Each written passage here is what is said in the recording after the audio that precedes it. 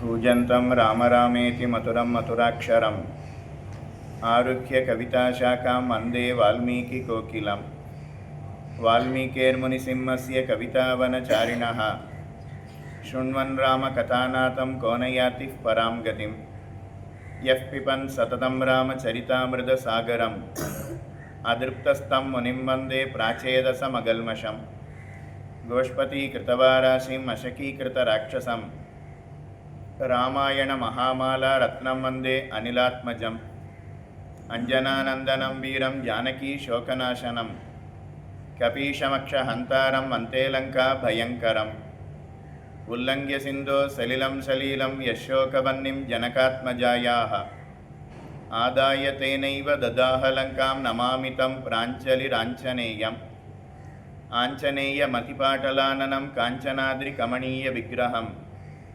पारिजाततरुमूलवासिनं भावयामि पवमाननन्दनं यत्र यत्र रघुनाथकीर्तनं तत्र तत्र कृतमस्तकाञ्जलिं बाष्पवारि परिपूर्णलोचनं मारुतिं नमदराक्षसान्तकं वेदवेद्ये परे पुंसि जाते दशरथात्मजे वेदप्राचेददादासीत् साक्षात् रामायणात्मना वैदेही सहितं सुरद्रुमतले हैमे महामण्टपे मध्ये पुष्पकमासने मणिमये वीरासने स्वस्थितम् अग्रे वाचयति प्रभञ्जनसुदे तद्वं मुनिभ्यः परं व्याख्यान्तं भरतादिभिः परिवृतं रामं भजे श्यामळम् पितामहस्यापि पितामहाया प्राचेतमादेशफलप्रदायाः श्रीभाष्यकारोत्तमदेशिकाय श्रीशैलपूर्णाय नमो नमस्तात् श्रीमत्कृष्णसमाह्वाय नमो यामुनसूनवे यत्कटाक्षैकलक्ष्यानां सुलभः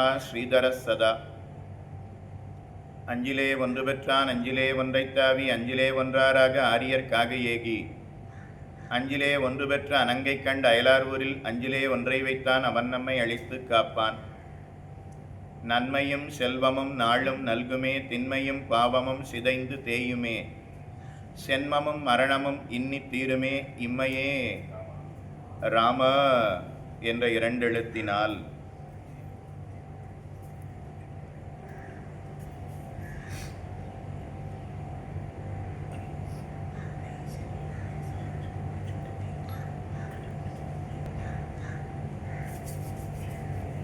திருவரங்கன் திருமுற்றத்தடியார்கள் கூடியிருக்கக்கூடிய இன்றைய தினம் ஸ்ரீலங்கா ராமாயண யாத்திரையினுடைய கடைசி நாள், கடைசி வேளை. ஹனுமான் அவர் திருக்குறுங்குடி மலையில் இருந்து எப்படி லங்கைக்கு வந்தார், வரக்கூடிய வழியில் எத்தனை தடைகள் இருந்தது, எல்லாவற்றையும் தாண்டி லங்கைக்கு வந்து சீதையை தேடினார், கணையாளி மோதிரத்தை கொடுத்தார், சூடாமணியை பெற்றுக்கொண்டார், உத்தியானத்தை துவம்சம் பண்ணினார், ராவணனுக்கு உபதேசம் செய்தார், லங்கையை எரித்தார், ராமனிடத்தில் சங்கதியை சொல்லி ராமனை அழைத்து கொண்டு வந்தார். இந்த சுந்தரகாண்டத்தினுடைய விஷயங்களை நாம் பார்த்துருக்கிறோம். அது எந்த இடத்துல நடந்ததோ, சீதையை ஹனுமான் எந்த இடத்துல கண்டாரோ அந்த இடத்துல இருந்தே இந்த அர்த்த விசேஷங்கள் எல்லாவற்றையும் நாமும் அனுபவித்திருக்கிறோம். ஞாபகத்திலே கொள்க. அதுக்கு மேலே ராமன் திருப்புல்லானியில் இருந்து சேது பாலத்தை கட்டினது, குரங்குகளை வைத்துக்கொண்டு 5 நாட்களுக்கு உள்ளாக 100 யோஜனை தூரம் இருக்கக்கூடிய சேது பாலத்தை ராமன் கட்டினான்கிற விஷயத்தை நாம் பார்த்து, அதுக்கு மேலே யுத்தம் அப்படிங்கிறது எப்படி தொடங்குகிறது, வானர படைகள் எப்படி அணிவகுத்து நின்றன, ராவணன் சுகச்சாரணர்களை எப்படி அனுப்பினான், அதுக்கப்புறம் யுத்தம் எப்படி தொடங்கியது, ராமன் சீதையினுடைய அதாவது ராமலக்ஷ்மணர்கள் மூர்ச்சித்த சமயத்தில் சீதையினிடத்தில் ராமனுடைய மாயா சிரஸை காட்டினான். அதுக்கப்புறம் ராமலக்ஷ்மணர்கள் மூர்ச்சித்த சமயத்தில் புஷ்பக விமானத்தில் சீதையை ஏற்றிக்கொண்டு ராமன் மாண்டு கிடக்கிறான் அப்படிங்கிறத காட்டினான். அப்போ சரமை அப்படிங்கிறவ புஷ்பக விமானம் சுமங்கலிகளை மட்டும்தான் ஏற்றிக்கொள்ளும், அறதளிகளை விதவா நாரிய அது தள்ளி விட்டுடும், அதனால இன்னும் ராமன் உயிரோடு இருக்கிறான் அப்படிங்கிற விஷயத்தை சொன்னாள் அப்படிங்கிறதையும் நாம் பார்த்தோம். அதுக்கப்புறம் இந்திரஜித்து நாகாஸ்த பிரயோகம் பண்ணினான், கருட பகவான் எழுந்தருளினார், அதனால் நாக்க பாசங்கள் விலகியது, அந்த சரித்திரத்தையும் நாமும் பார்த்தோம். அதுக்கப்புறம் இந்திரஜித்து அத்தனை பேர் மேலேயும் பிரம்மாஸ்திர பிரயோகம் பண்ணினான். அப்போ ஹனுமான் சஞ்சீவினி பர்வதத்தை கொண்டு வந்து, மூலிகையை கொண்டு வந்து அனைவரையும் ரட்சித்தார் என்ன அந்த சரித்திரத்தையும் நாமும் பார்த்திருக்கிறோம். அதுக்கு மேலே ராம ராவண யுத்தம். ராமன் ராவணனுடைய படைகளை எத்தனை பேரை கொன்றான் கணக்கு நேற்றைய தினம் பார்த்திருக்கிறோம். ஆனை 1000, தேர் 10,000, அடல் பரி 1 கோடி, சேனை காவலர் 1000 பேர் படின் கபந்தமொன்று எழுந்தாடும், காணமாயிரம் கபந்தம் எழுந்தாடின் கவின்மணி கணில் என ஒலிக்கும், ஏனையம்மனை 7.5 நாழிகை கனகன என ஒலித்ததன்னோ அப்படின்னு கம்பர் கணக்கு காட்டுறார்.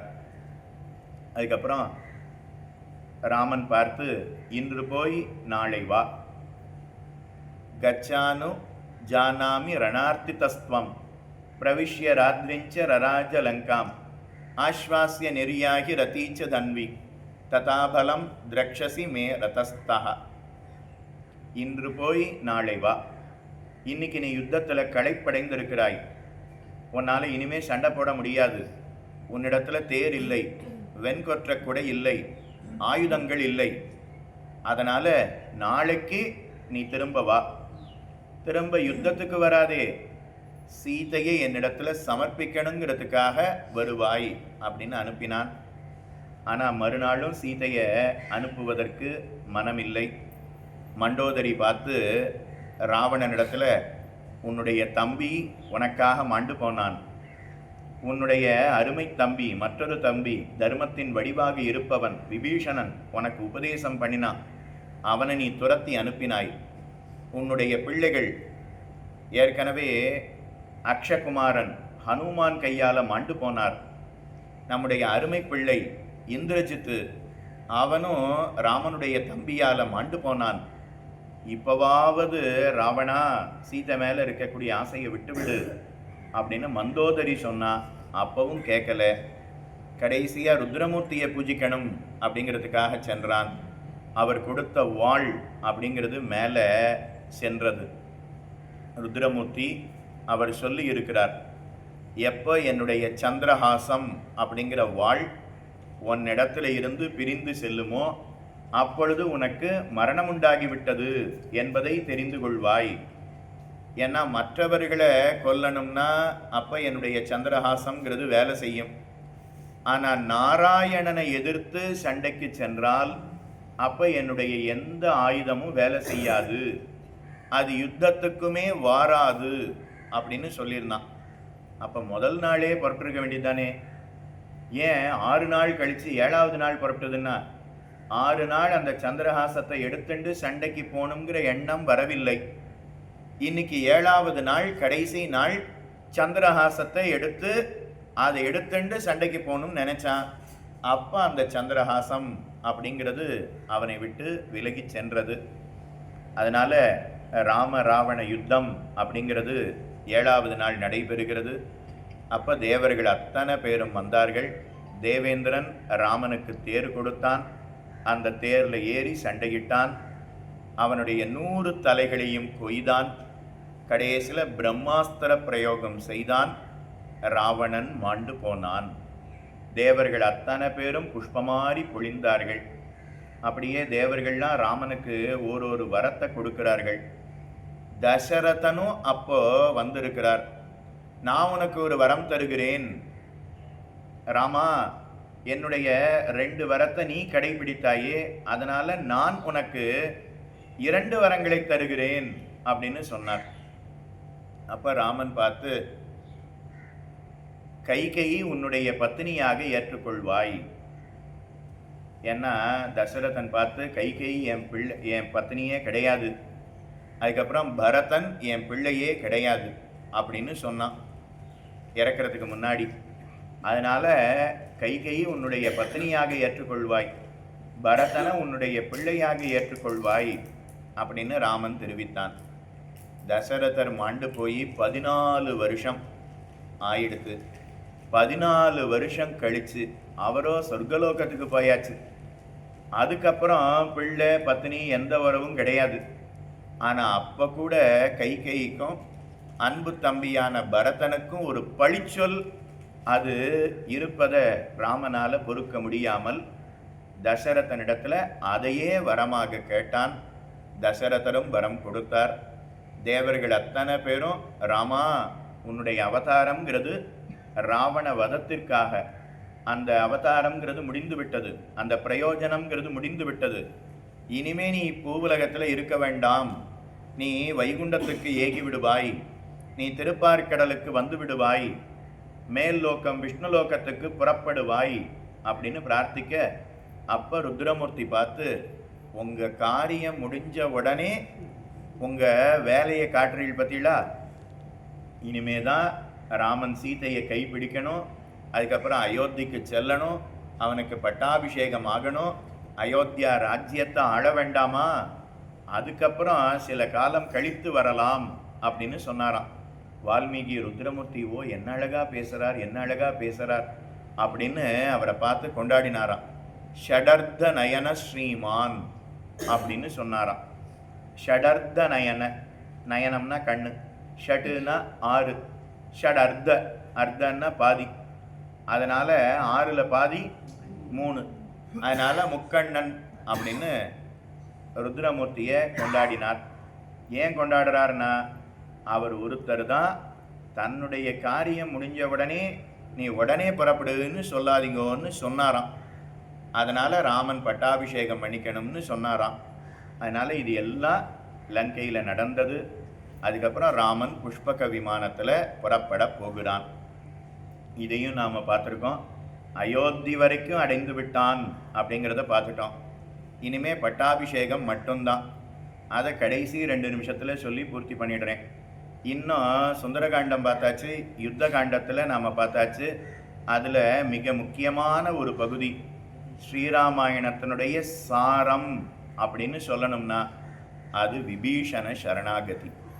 அதனால் அந்த விபீஷணனுடைய பட்டணம், விபீஷணனுடைய ராஜ்யம், விபீஷணனுடைய தேசம், அந்த இடத்துல இருந்தே விபீஷணனுடைய தலைநகரம் வச்சுப்போம். இப்போ தலைநகரமாக இருக்குது.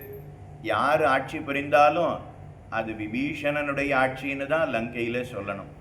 பாரத தேசத்தில் யார் ஆட்சி புரிந்தாலும் அது ராமராஜ்யம் அப்படின்னு தான் சொல்ல முடியும்.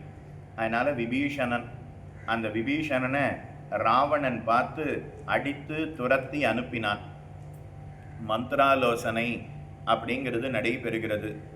ராமன் திருப்புல்லாணி வரைக்கும், கரை வரைக்கும் வந்து சேர்ந்து விட்டானே, அதாவது சமுத்திரக்கரைக்கு வந்து விட்டானே, இனிமே என்ன செய்வது அப்படின்னு கேட்க, அப்போ பிருகஸ்தன், அதிகாயன் முதலான ஓரொரு ராட்சசர்களும் நான் ஒருத்தனே ராமனை கொன்றுவிட்டு வருகிறேன் அப்படின்னு வாய்ச்சவடால் விட்டாளாம்.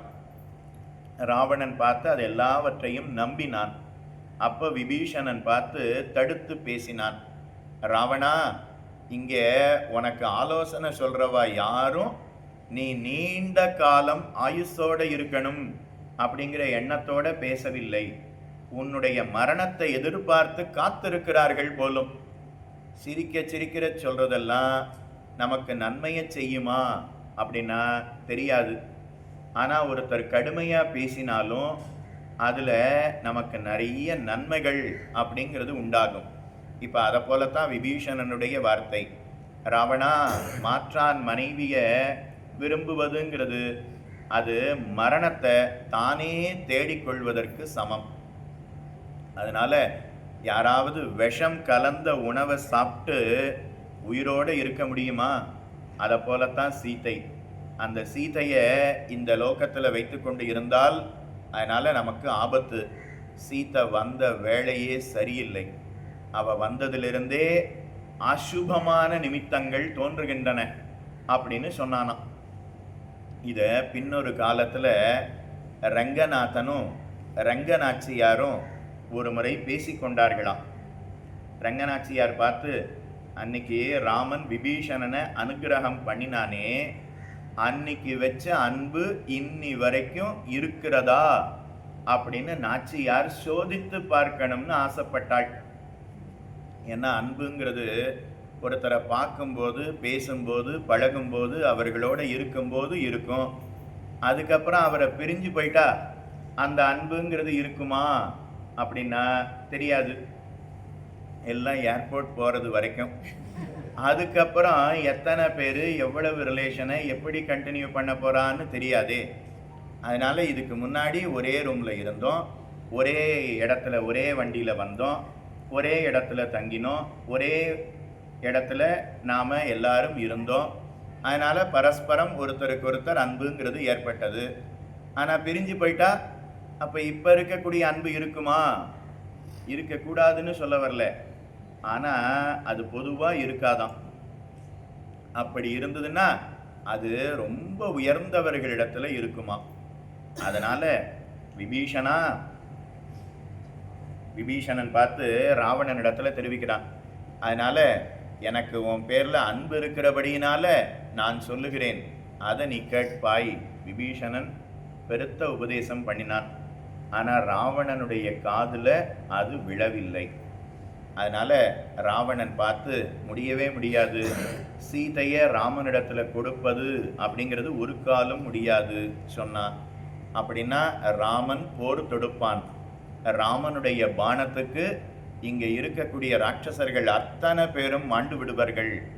ராவணா, நீ இன்னும் இந்த லங்கா ராஜ்யத்தை ஆள வேணும், பல காலம் உன்னுடைய பத்தினிமார்களோடு ஆனந்தமா இருக்கலாமே, எதுக்காக மாற்றான் மனைவியை ஆசைப்படுகிறாய் அப்படின்னு சொல்ல, இப்போ ராவணன் பார்த்து ஏற்க மறுத்தான். இந்திரஜித்து நிந்தித்து பேசினான். விபீஷணா, சாப்பிட்றது இங்கே, விஸ்வாசம் ராமனிடத்திலேயா அப்படின்னு கேட்டான். இல்லை இந்திரஜித்து, இந்த உப்பை தின்றபடியினால தான் இது போல நான் பேசி கொண்டிருக்கிறேன். ஏன்னா உப்பிட்டவரை உள்ளளவும் நினை. அதனால இந்த உப்பை சாப்பிட்டபடியினால ராவணன் இன்னும் உயிரோடு இருக்கணும் அப்படின்னு நான் பேசி கொண்டிருக்கிறேன். ஆனால் இந்திரஜித்து அதை ஏற்றுக்கொள்ளவில்லை. சித்தப்பன் அப்படிங்கிறது சரியாத்தான் இருக்கு அப்படின்னு சொன்னானா. சித்தப்பன்னா சிறிய புத்தி படைத்தவனா. சித்தப்பன்னா சிறிய புத்தி படைத்தவன்லாம் கிடையாது. ஆனா அவன் சொன்னானா சிறிய புத்தி படைத்தவன் அப்படின்னு சொன்னான். அப்போ உன்னை போன்ற சிறுவர்களை இந்த மந்திராலோசனைக்கு யாரு அழைத்தா? அவர்களுக்கு அல்லவோ முதல்ல மரண தண்டனையை கொடுக்க வேணும். அதனால உன்னை போன்றவர்கள், அவர்களுக்கு யுத்தத்தில் விருப்பம் இருக்கே தவிர அதனால் ஏற்படக்கூடிய பின் விளைவுகளை பற்றிய யோசனையே இல்லாமல் இருக்கிறாயே. அதனால் ஒரு காலம் கூடாது.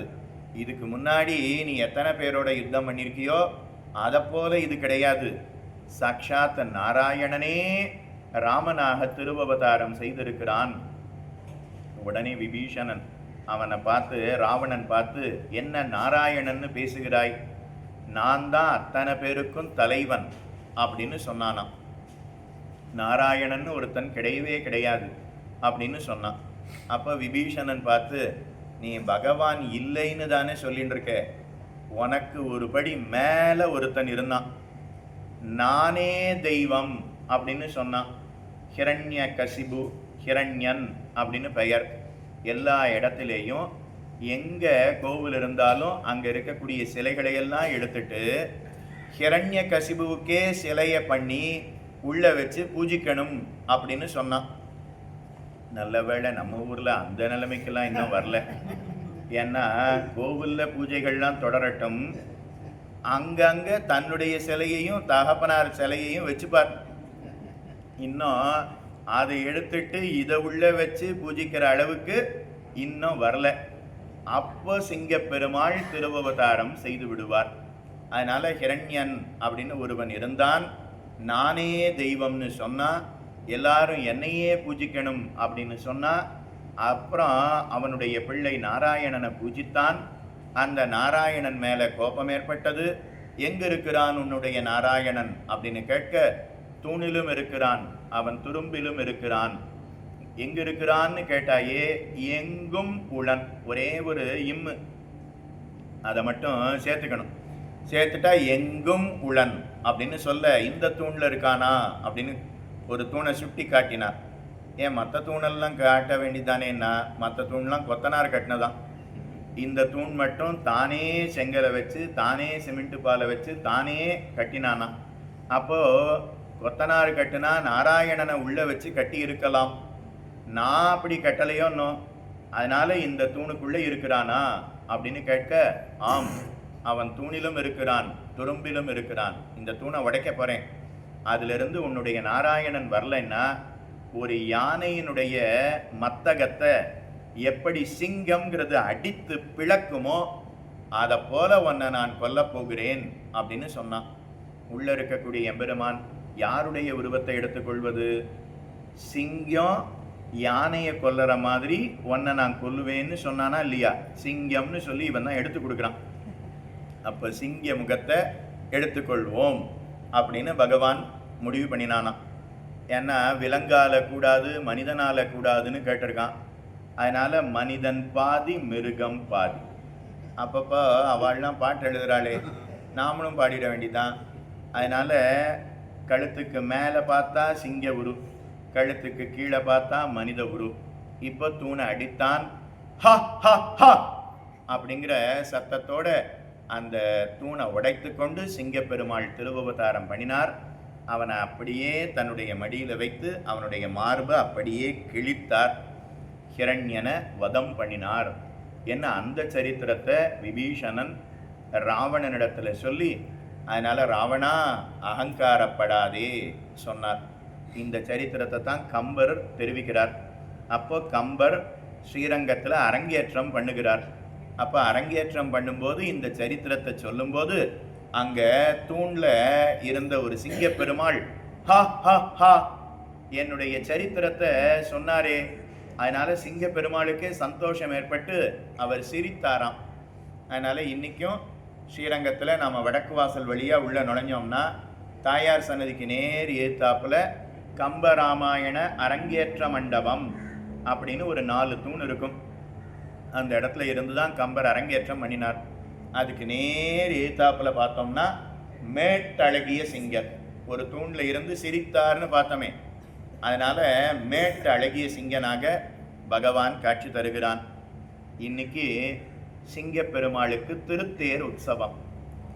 திருவல்லிக்கேணியில் தெள்ளிய சிங்கமாகிய தேவை பள்ளியில் ஓதி வந்த தன் சிறுவன் வாயிலோர் 1000 நாமம் ஒள்ளியவாகி போதவாங்கதனு கொன்னுமோர் பொறுப்பிலனாகி பிள்ளையை சீறி வெகுண்டு தூண் புடைப்ப பிறகிற்றனல் விழிப்பெழ்வாய் தெள்ளிய சிங்கமாகிய தேவை திருவல்லிக்கேணி கண்டேனே. சரியா மணி 7:30 எங்கள் ஆத்து வாசலுக்கு சரியா 7:30 மணிக்கு சிங்கப்பெருமாள் எழுந்தருளி இருப்பார். அந்த சமயம் சரியா 6:45 புறப்படுவார். அநேகமாக 8 மணிக்குள்ள நிலைக்கே எழுந்தருளி விடுவார். 7:30 7:45 எங்கள் ஆத்து வாசலுக்கு சிங்கப்பெருமாள் எழுந்தருள்வர். அந்த சிங்கப்பெருமாள் அவருடைய சரித்திரத்தை நாம் இங்கே இருந்து அனுபவிக்கிறோம். அப்போவும் ராவணனுக்கு கோபம் ஏற்பட்டது. அதனால் விபீஷணனை பார்த்து அப்படியே சட்டுன்னு வாழை உருவினான். இதுபோல் வேற யாராவது பேசியிருந்தால் அவர்களை நான் கொண்டிருப்பேன், தம்பிங்கிறதுனால உன்னை உயிரோடு விடுகிறேன், சி போ, குலத்தை கெடுக்க வந்த கோடாரி காம்பே அப்படின்னு சொன்னானாம். குலத்தை கெடுக்க வந்த கோடாரி காம்பு அப்படின்னா கோடாரி காம்பெல்லாம் இல்லை, குலத்தை காக்க வந்தவன் விபீஷணன். ஆனால் விபீஷணனுடைய பெருமை ராவணன் அறியவில்லை. அதனால் இவனால் நம்முடைய குலம் அழிய போகிறதுன்னு அவன் நினச்சின்னான். விபீஷணனால் அரக்கர் குலம் அழியவில்லை, ராவணனுடைய செய்கையாலே அரக்கர் குலம் அழிந்தது. அதனால் நிந்தித்து பேசினான். இப்போ ஆகாச மார்க்கமாக விபீஷணன் புறப்படுறான், லங்கையை விட்டு வெளியில் போகிறான். போகும்போது அவனோட 4 பேர் கூடவே போனாலாம். ஒரு கதையை அவன் பிடித்து கொண்டு அதுக்கப்புறம் 4 பேர் அவனோட கூட லங்கையை விட்டு வெளியில் போனாலாம். இப்போ ராமன் இருக்கக்கூடிய திருப்புல்லானி அந்த இடத்துக்கு வருகிறான். இப்போ விபீஷணனுக்கும் ராமனுக்கும் சேர்த்திங்கிறது உண்டாக போகிறது. பொதுவாக பகவானிடத்துல நம்மை சேர்த்து வைப்பவள் யாரு? நாச்சியார் தானே. இப்போ ராமனிடத்துல விபீஷணனை சேர்த்து வைக்கிறது யாரு? நாச்சியார் தானே பண்ணணும். ஆனால் இப்போ நாச்சியார் இங்கே லங்கையில் இருக்கிறாளே, ஆனால் விபீஷணன் அங்கே ராமனோடு சேர்கிறானே. அப்போ எப்படி ராமனிடத்துல சேர்ந்தான்னா ஆகாச மார்க்கமாக போனான் இல்லையா, அப்போவே சீத்தை கட்டாட்சம் பண்ணிட்டாளாம். இந்த விபீஷணனுக்கு ராம பிராப்தி உண்டாகட்டும் அப்படின்னு அனுகிரகம் பண்ணினாலாம். அது என்ன, ஆகாசத்தில் யார் போனாலும் அனுகிரகம் பண்ணிடுவாளா அப்படின்னா, லங்கையை நோக்கி யாராவது வருகிறார்கள் அப்படின்னா துஷ்டனை நோக்கி யார் வருவா? துஷ்டர்கள் தான் வருவா. லங்கையில இருந்து யாராவது வெளியில போனா, ஏன்னா துஷ்டனை விட்டுட்டு யார் வெளியில போவா? நல்லவன் தானே வெளியில போவான். அப்போ ராவணன் ஆட்சி புரியும் போது லங்கையை நோக்கி யாராவது வந்தா அப்போ அவர்கள் துஷ்டர்கள்னு தெரிஞ்சுக்கலாம். ராவணன் இருக்கக்கூடிய லங்கையை விட்டுட்டு யாராவது வெளியில போனா அப்போ அவர்கள் தார்மிகர்கள் அப்படின்னு தெரிந்து கொள்ளலாம். இப்போ விபீஷணன் லங்கையை விட்டுவிட்டு தன்னுடைய வீடு, தன்னுடைய மனைவி, தன்னுடைய சுற்றம், தன்னுடைய சொத்து, தன்னுடைய துறவு எல்லாவற்றையும் விட்டுவிட்டு ஆகாச மார்க்கமாக ராமன் ஒருவனே கதி அப்படின்னு ஆகாச மார்க்கமாக சென்றானாம். நாம் யாராவது பண்ணுவோமா? திடீர்னு வீடு மனைவி மக்கள், வீடு மனைவி மக்களை கூட விட்டுடுவோம். ஆனால் இந்த வீட்டு மேல இருக்கக்கூடிய அபிமானம், வீட்டை கூட விட்டுடுவோம்.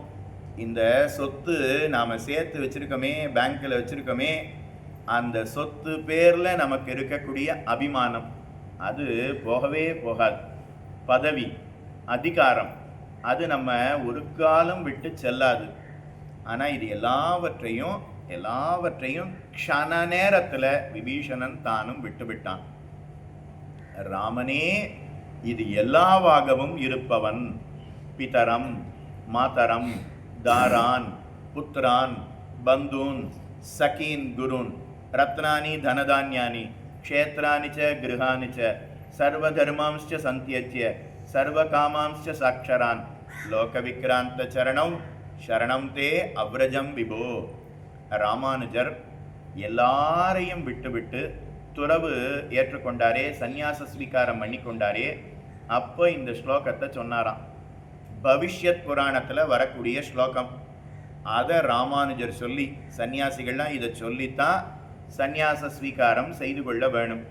பிதரம் தகப்பனார விட்டேன், மாதரம் தாயார விட்டேன், தாரான் பத்னிமார்களை விட்டேன், புத்திரான் பிள்ளைகளை விட்டேன். பிதரம் மாதரம் தாரான் புத்திரான் பந்தூன் பந்துக்கள் உறவினர்களை விட்டேன். சகீன் சகீன் எனக்கு நண்பர்கள் தோழிகள் எல்லாரையும் நான் விட்டேன். சகீன் குருன் எனக்கு குருவனுடைய ஸ்தானம், ஆச்சாரியனை விட்டேன்னு சொல்லலை. ஆச்சாரியன் வேறு குரு வேறு. நமக்கு இதர விஷயங்களை போதித்தவர் குரு, நமக்கு பகவத் விஷயத்தை நமக்கு போதிப்பவர், உயர்ந்த ரகசியார்த்தங்களை போதிப்பவர் ஆச்சாரியன். அதனால குருன். ரத்னானி ரத்னங்கள் எல்லாவற்றையும் விட்டேன். ரத்னானி தனானி எல்லா தனங்களையும் விட்டேன். க்ஷேத்ரானிச்ச கிருஹானிச்ச வீடு, அதுக்கப்புறம் ஊர் மேலே இருக்கக்கூடிய பற்று, இது எல்லாவற்றையும் விட்டேன். எல்லாவற்றையும் விட்டாச்சு. சரி, அது எல்லாமாகவும் ராமனையே பற்றினானாம் விபீஷணன். லோகவிக்ராந்த சரணம் சரணம் தே அவ்ரஜம் விபோ. உலகமளந்த பொன்னடியே அடைந்துய்ந்தேன் அணிவொழில் திருவரங்கத்தம்மானே அப்படின்னு பாசுரம். அதனால ராமனுடைய திருவடியை அடையணும்னு ஆகாச மார்க்கமாக வந்து நிற்கிறான். இப்போ சுக்ரீவன் முதலான வானரங்கள்லாம் பார்த்தா, ஓ இந்த ராட்சசன் ராவணனிடத்துல இருந்து வந்திருக்கிறானே, அப்போ இவனால் ராமனுக்கு ஆபத்து உண்டாகி விடுவது அப்படிங்கிறது கூடாது. ஒரு சிறு காயம் கூட ராமனுக்கு உண்டாகி விடுவது கூடாது. அதனால அவனை பார்த்து, ஏய், காலை கீழே வச்ச கொன்னுடுவேன் அப்படின்னு சொன்னாலாம். அத்தனை வானரங்களும் ஒருத்தனை பார்த்து கொன்னுடுவோன்னு சொல்லும்போது அங்கே விட்டாச்சு.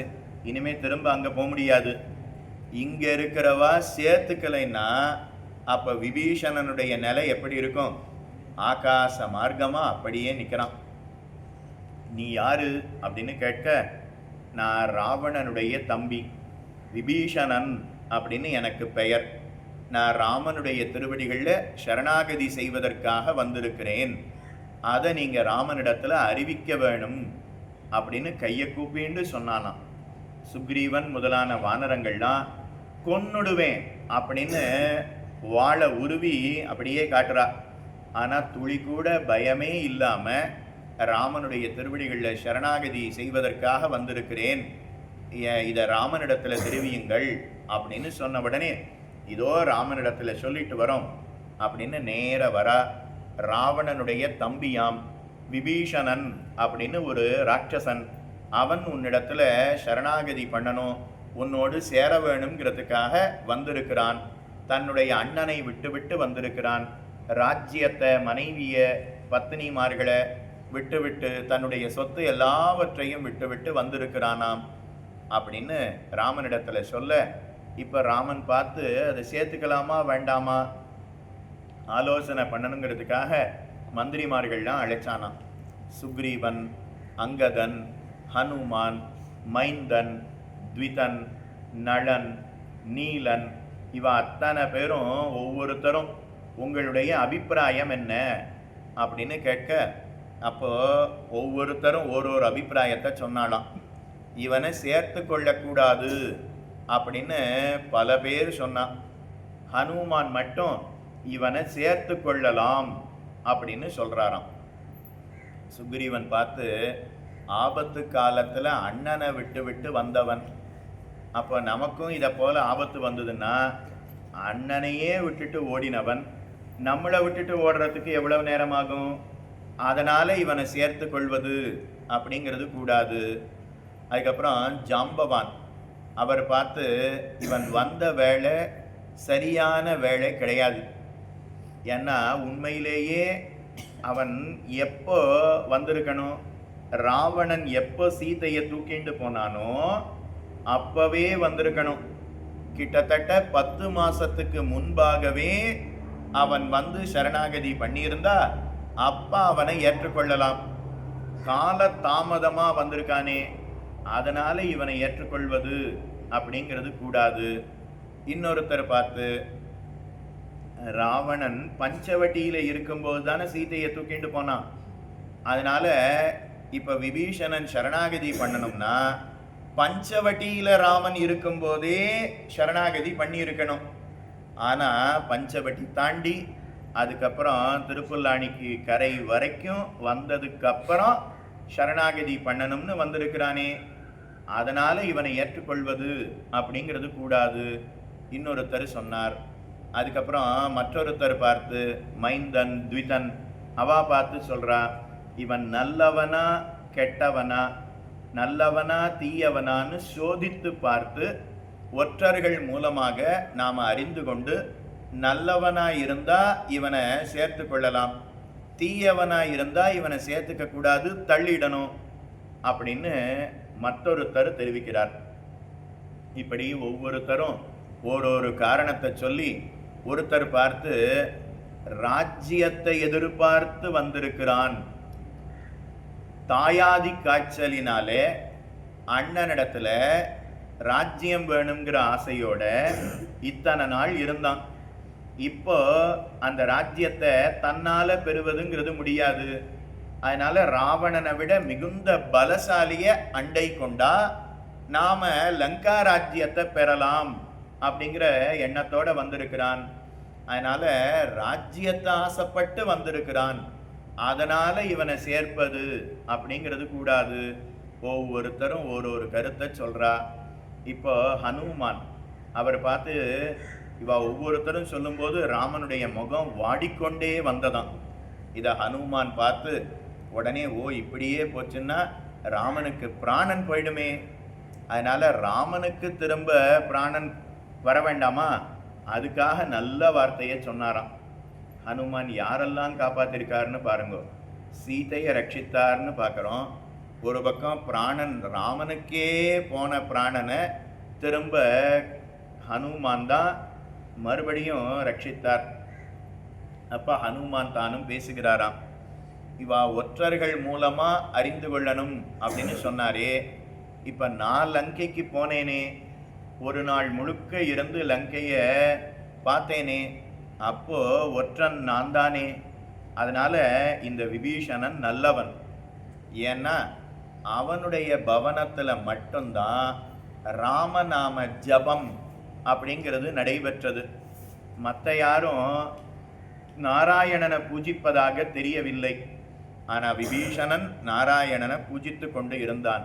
பெருமாள் சன்னதி இருந்தது, நந்தவனம் இருந்தது, பெருமாளுக்கு தளிகை கண்டருள பண்ணுவதை நான் கண்டேன். அதுக்கு அடுத்தது ராவணனிடத்துல ஹிதோபதேசம் செய்தான். அதாவது தூதவதம் கூடாது அப்படின்னு ராவணனுக்கு நல்லுபதேசத்தை செய்வதை நான் கண்டேன். அது மட்டுமல்லாம யாராரு எப்படிங்கிறத நான் ஏற்கனவே விசாரித்து விட்டேன். அடியோங்கள் படிச்சு முடிச்ச உடனே டிவிஎஸ்ல வேலை கிடைச்சது. முதல் நாள் டிவிஎஸ்ல வேலைக்காக வந்திருக்கோம். அப்போ அன்னைக்கு டிவிஎஸ்ல இருந்து எங்க ஆத்துல என்கொயரிக்காக போயிருக்கார். இவர் தானா உங்க பிள்ளை, எங்க படிச்சார், இங்கே தான் படிச்சாரா, இவ்வளோ மார்க் எடுத்தாரா, எல்லாத்தையும் ஆற்றுல விசாரித்து, அதே நான் அடியவங்கள் எந்த பள்ளிக்கூடத்தில் போய் படித்தோமோ அந்த பள்ளிக்கூடத்தில் போய் இவர் உங்கள் பள்ளிக்கூடத்தில் தான் படித்தாரா அப்படின்னு கேட்டு, அதுக்கப்புறம் ரெஃபரன்ஸுக்கு 2 ஃப்ரெண்ட்ஸை கொடுக்கணும், 2 சொந்தக்காராளை கொடுக்கணும். அதனால் சொந்தக்காராள் இடத்துலையும் இவர் உங்கள் சொந்தக்காரர் தானா, இவர் கேரக்டர் எப்படி, அதுக்கப்புறம் ஸ்கூல் ஃப்ரெண்ட்ஸ் 2 பேர், காலேஜ் ஃப்ரெண்ட்ஸ் கடைசியாக 2 பேர், அவள் இடத்துல போய் இவர் எப்படி, அதுக்கப்புறம் படித்த காலேஜில் வாத்தியார் இடத்துல இவர் எப்படி, எல்லாத்தையும் விசாரித்து சாயங்காலம் அன்றைக்கி ஒரே ஒரு நாள் தான் நான் டிவிஎஸில் வேலை பார்த்தேன். அதுக்கு மேலே நான் வேலை பார்க்கல. ஆனால் அவள் முதல் நாளே இவரை நாம் பெர்மனண்ட்டாக வச்சுக்கணும் அப்படிங்கிறதுக்காக என்கொயரிலாம் அனுப்பிச்சு, அவர் சாயங்காலம் 5 மணிக்கு உள்ளே வந்து எல்லாம் பக்காவாக இருக்குது, வச்சுக்கலாம், இவரை நாம் வேலைக்கு சேர்த்துக்கலாம், இன்ஜினியராக இவரை நாம் எடுத்துக்கலாம்னு சொன்னான். அவள் ரிப்போர்ட் கொடுத்த உடனே உங்கள் ரிப்போர்ட் வந்துடுத்து, அதனால் பெர்மனெண்ட் பண்ணிவிடுறோம் அப்படின்னு அவள் சொல்கிறா. நான் அப்படியே ரெசிக்னேஷன் கொடுக்குறேன். ரெசிக்னேஷன் இல்லை, இன்னும் ஜாயின் பண்ணவே இல்லை. அன்றைக்கி முதல் நாள் சேர்ந்தோம், அப்படியே இருந்தோம், வேறு எதுலேயும் கையெழுத்தெல்லாம் போடலை. அதனால் அன்றோட திரும்ப வந்துட்டோம். அடியனுடைய தகப்பனார் என்னை டிவிஎஸில் கொண்டு வந்து விட்டுட்டு எங்கள் அத்தையாம் பக்கத்தில் இருக்குது, அங்கே போயிட்டு திருவனந்தபுரத்தில் அனந்த பத்மநாப சுவாமியை சேவிச்சுட்டு, வானமாமலை தெய்வநாயக பெருமாளை சேவிச்சுட்டு ராத்திரி 10 மணிக்கு கிரகத்துக்கு வருகிறார். அடியோங்கள் ராத்திரி 10 மணிக்கு அடியோங்கள் தான் கதவை திறந்து உள்ளே வாங்குவாப்பா அப்படின்னு கூட்டம். உம்மா அங்கெல்லாம் விட்டுட்டு வந்தோம் அப்படின்னா ஒரே நாள் திரும்பி வந்துட்டோம். எதுக்காக சொல்ல வந்தேன்னா, அந்த ஒரு நாளைக்குள்ளேயே எவ்வளவு என்கொயரி நடக்கிறது பாருங்க. அதனால ஹனுமான் அவர் ஒரே நாள் தான் லங்கையில் இருந்தார். அப்போ இந்த விபீஷணன் எப்படிப்பட்டவன் அப்படின்னு எல்லா இடத்துலையும் விசாரித்து தெரிஞ்சு கொண்டாராம். அது மட்டும் இல்லாமல் ஏற்கனவே சூர்பனக ராமனிடத்தில் பேசும்போது என்ன சொன்னான்னா, இந்த விபீஷணன் அவன் தர்மத்தை கடைபிடிப்பவன், விபீஷணஸ்து தர்மாத்மா நது ராட்சச சேஷ்டிதா. இந்த விபீஷணனுக்கு தர்மத்தில் தான் புத்தி போகிறது, ராட்சசர்களுக்குன்னு இருக்கக்கூடிய துஷ்டத்தனம், சதித்திட்டம், அந்த எண்ணம், விபரீத புத்தி துளி கூட கிடையாது அப்படின்னு சொல்லி இருக்கிறபடினால இப்போ ஹனுமான் அது எல்லாவற்றையும் சொன்னார். அதனால விபீஷணனை சேர்த்து கொள்ளலாம் அப்படின்னு சொன்னார். அப்போ ஒரு கட்சி விபீஷணன் துஷ்டன், அவனை சேர்த்துக்க கூடாதுன்னு சொல்றா. மற்றொரு கட்சி விபீஷணன் நல்லவன், அவனை சேர்த்துக்கலாம் அப்படின்னு ஹனுமான் தெரிவிக்கிறார். இப்போ ஆலோசனை யாரிடத்துல வேணாலும் பண்ணலாம், ஆனால் முடிவெடுக்கிறது ராஜா தான் முடிவெடுக்கணும். அதனால இப்போ ராமராஜன் அவன் முடிவெடுக்கிறான். இவா பக்கத்துல இருந்து ஒரு வார்த்தை எடுத்துப்போம், இவா பக்கத்துல இருந்து ஒரு வார்த்தை எடுத்துப்போம். எனக்கு 2 பேருமே வேணுமே, யாரையும் தள்ள முடியாது. இவா சொன்னது என்ன? விபீஷணன் தீயவன், சேர்த்து கொள்ளக்கூடாது. ஹனுமான் சொன்னது என்ன? நல்லவன், சேர்த்து கொள்ளலாம். அப்போ இவா பக்கத்துல இருந்து தீயவன் அப்படிங்கிறத எடுத்துனா, ஹனுமான் பக்கத்துல இருந்து சேர்த்து கொள்ளலாம் அப்படிங்கிறத எடுத்துனா. இப்ப ராமனுடைய முடிவு என்னன்னா, தீயவனாக இருப்பினும் அவனை சேர்த்து கொள்ளலாம் அப்படின்னு ராமன் தெரிவிக்கிறான். விபீஷணா, அதாவது சுக்ரீவா, நீ என்னவோ ஆபத்து காலத்துல அண்ணனை விட்டு விட்டு வந்து விட்டான், நமக்கும் ஆபத்து வந்ததுன்னா நம்மையும் விட்டு ஓடி விடுவான் அப்படின்னு சொன்னியே, தலைவர் எப்படி? நீ எப்படி? நீயோ ராஜ்யம் வேணும்னு அண்ணனை விட்டுட்டு என்னிடத்துல வந்து அண்ணனை கொல்லணும்னு வேண்டினவன் தானே. பழசெல்லாம் மறந்துடக்கூடாது சுக்ரீவா. அதனால சுக்ரீவனிடத்துல தெரிவித்தான். அடுத்து ஒருத்தர் சொன்னார் இல்லையா, 10 மாசத்துக்கு முன்னாடியே வந்திருக்கணும், காலதாமதமா வந்தபடினால இந்த சரணாகதி ஏற்றுக்கொள்ளக்கூடாது, பஞ்சவட்டியில இருக்கும் போதே வந்திருக்க வேணும், அதனால இவனுடைய சரணாகதியை ஏற்றுக்கொள்ளக்கூடாது அப்படின்னு சொன்னீரே. பஞ்சவட்டியில இருக்கும் போதே விபீஷணன் வந்திருப்பான். ஏன் வரல தெரியுமா? 10 மாசத்துக்கு முன்னாடியே விபீஷணன் வந்திருப்பான். ஏன் வரல தெரியுமா? ராவணனுக்கு நல்லுபதேசம் பண்ணி ராவணனை திருத்தி சீதையை எப்படியாவது திரும்ப ராமனிடத்துல சமர்ப்பிக்க வேணும் அப்படிங்கிறதுக்காக இத்தனை நாள் இருந்தான். ஏன்னா தூக்கிண்டு வந்த உடனேயே அங்கிருந்து விபீஷணன் புறப்பட்டு வந்துட்டா, அப்ப அவனுக்கு நல்லது சொல்லி அவனை திருத்துவதற்கு வேறு யார் இருக்கிறார்கள்? விபீஷணன் ராமனை அடைவதுங்கிறது முக்கிய பிரயோஜனம். ஆனா அதை விட முக்கிய பிரயோஜனம் எது? ராவணனை திருத்தி சீதைய ராமனிடத்துல சமர்ப்பிக்க வைப்பது. அதுதான அதை விட முக்கிய பிரயோஜனம். அதனால அதுக்காக இத்தனை நாள் உபதேசம் பண்ணினான். ராவணன் திருந்துவானா? திருந்துவானா? இன்னைக்கு திருந்திடுவான், நாளைக்கு திருந்திடுவான், அடுத்த மாசம் திருந்திடுவான். ராமன் வர்றதுக்குள்ள ராவணனுடைய மனசை எப்படியாவது மாற்றி அவனுக்கு நல்வார்த்தைகளை சொல்லி சீதையை எப்படியாவது திரும்ப ராமனிடத்துல சமர்ப்பிக்கப்பட வேணும் அப்படிங்கிறதுக்காக இத்தனை நாள் இருந்தான். அது நடக்காமல் போக இப்ப வேறு வழி இல்லாமல் வந்து விட்டான் சொன்னார். அப்ப இப்பவும் அப்படியே இருக்க வேண்டியதானே? இப்பவும் நல்ல உபதேசம் பண்ணிட்டே அவங்களோடவே இருக்க வேண்டியதானே? இப்ப மட்டும் ஏன் வரணும் அப்படின்னா, இதுக்கு மேல வராம இருந்தா ராவணனோடு இருந்த குற்றத்திற்காக விபீஷணனுக்கும் பிராணன் போயிடும். நாம ஒருத்தருக்கு நல்லது சொல்லலாம், எது வரைக்கும்? நமக்கு ஆபத்து வராத வரை நாம அவர்களுக்கு நன்மையை செய்யலாம், நன்மையை சொல்லலாம், நல்லதை உபதேசிக்கலாம். ஆனா இதுக்கு மேல ராவணனோட இருந்தா விபீஷணனுக்கும் சேர்த்து பிராணன் போயிடுமே. அதனால ராவணனை விட்டு ஆகாச மார்க்கமாக வந்து நிற்கிறான். அதனால இவனை சேர்த்து கொண்டே தீர வேணும். இன்னொருத்தர் பார்த்து ராஜ்யத்தை எதிர்பார்த்து வந்திருக்கிறான் அப்படின்னு சொன்னாரே. ராஜ்யத்தை எதிர்பார்த்து வந்திருக்கிறான், அதனால இவனை சேர்த்து கொள்ளக்கூடாது அப்படின்னு சொன்னாரே. இப்போ சுக்ரீவா, நான் ராவணனை வதம் பண்ணியாச்சுன்னா அதுக்கப்புறம் லங்கா ராஜ்யம் என் வசம் ஆயிடும். இனிமேல் லங்கா ராஜ்யத்தை ஆள்வதற்கு யாராவது ஒருத்தர் வேணுமே. நீயே ஆள வேண்டிதானே ராமா?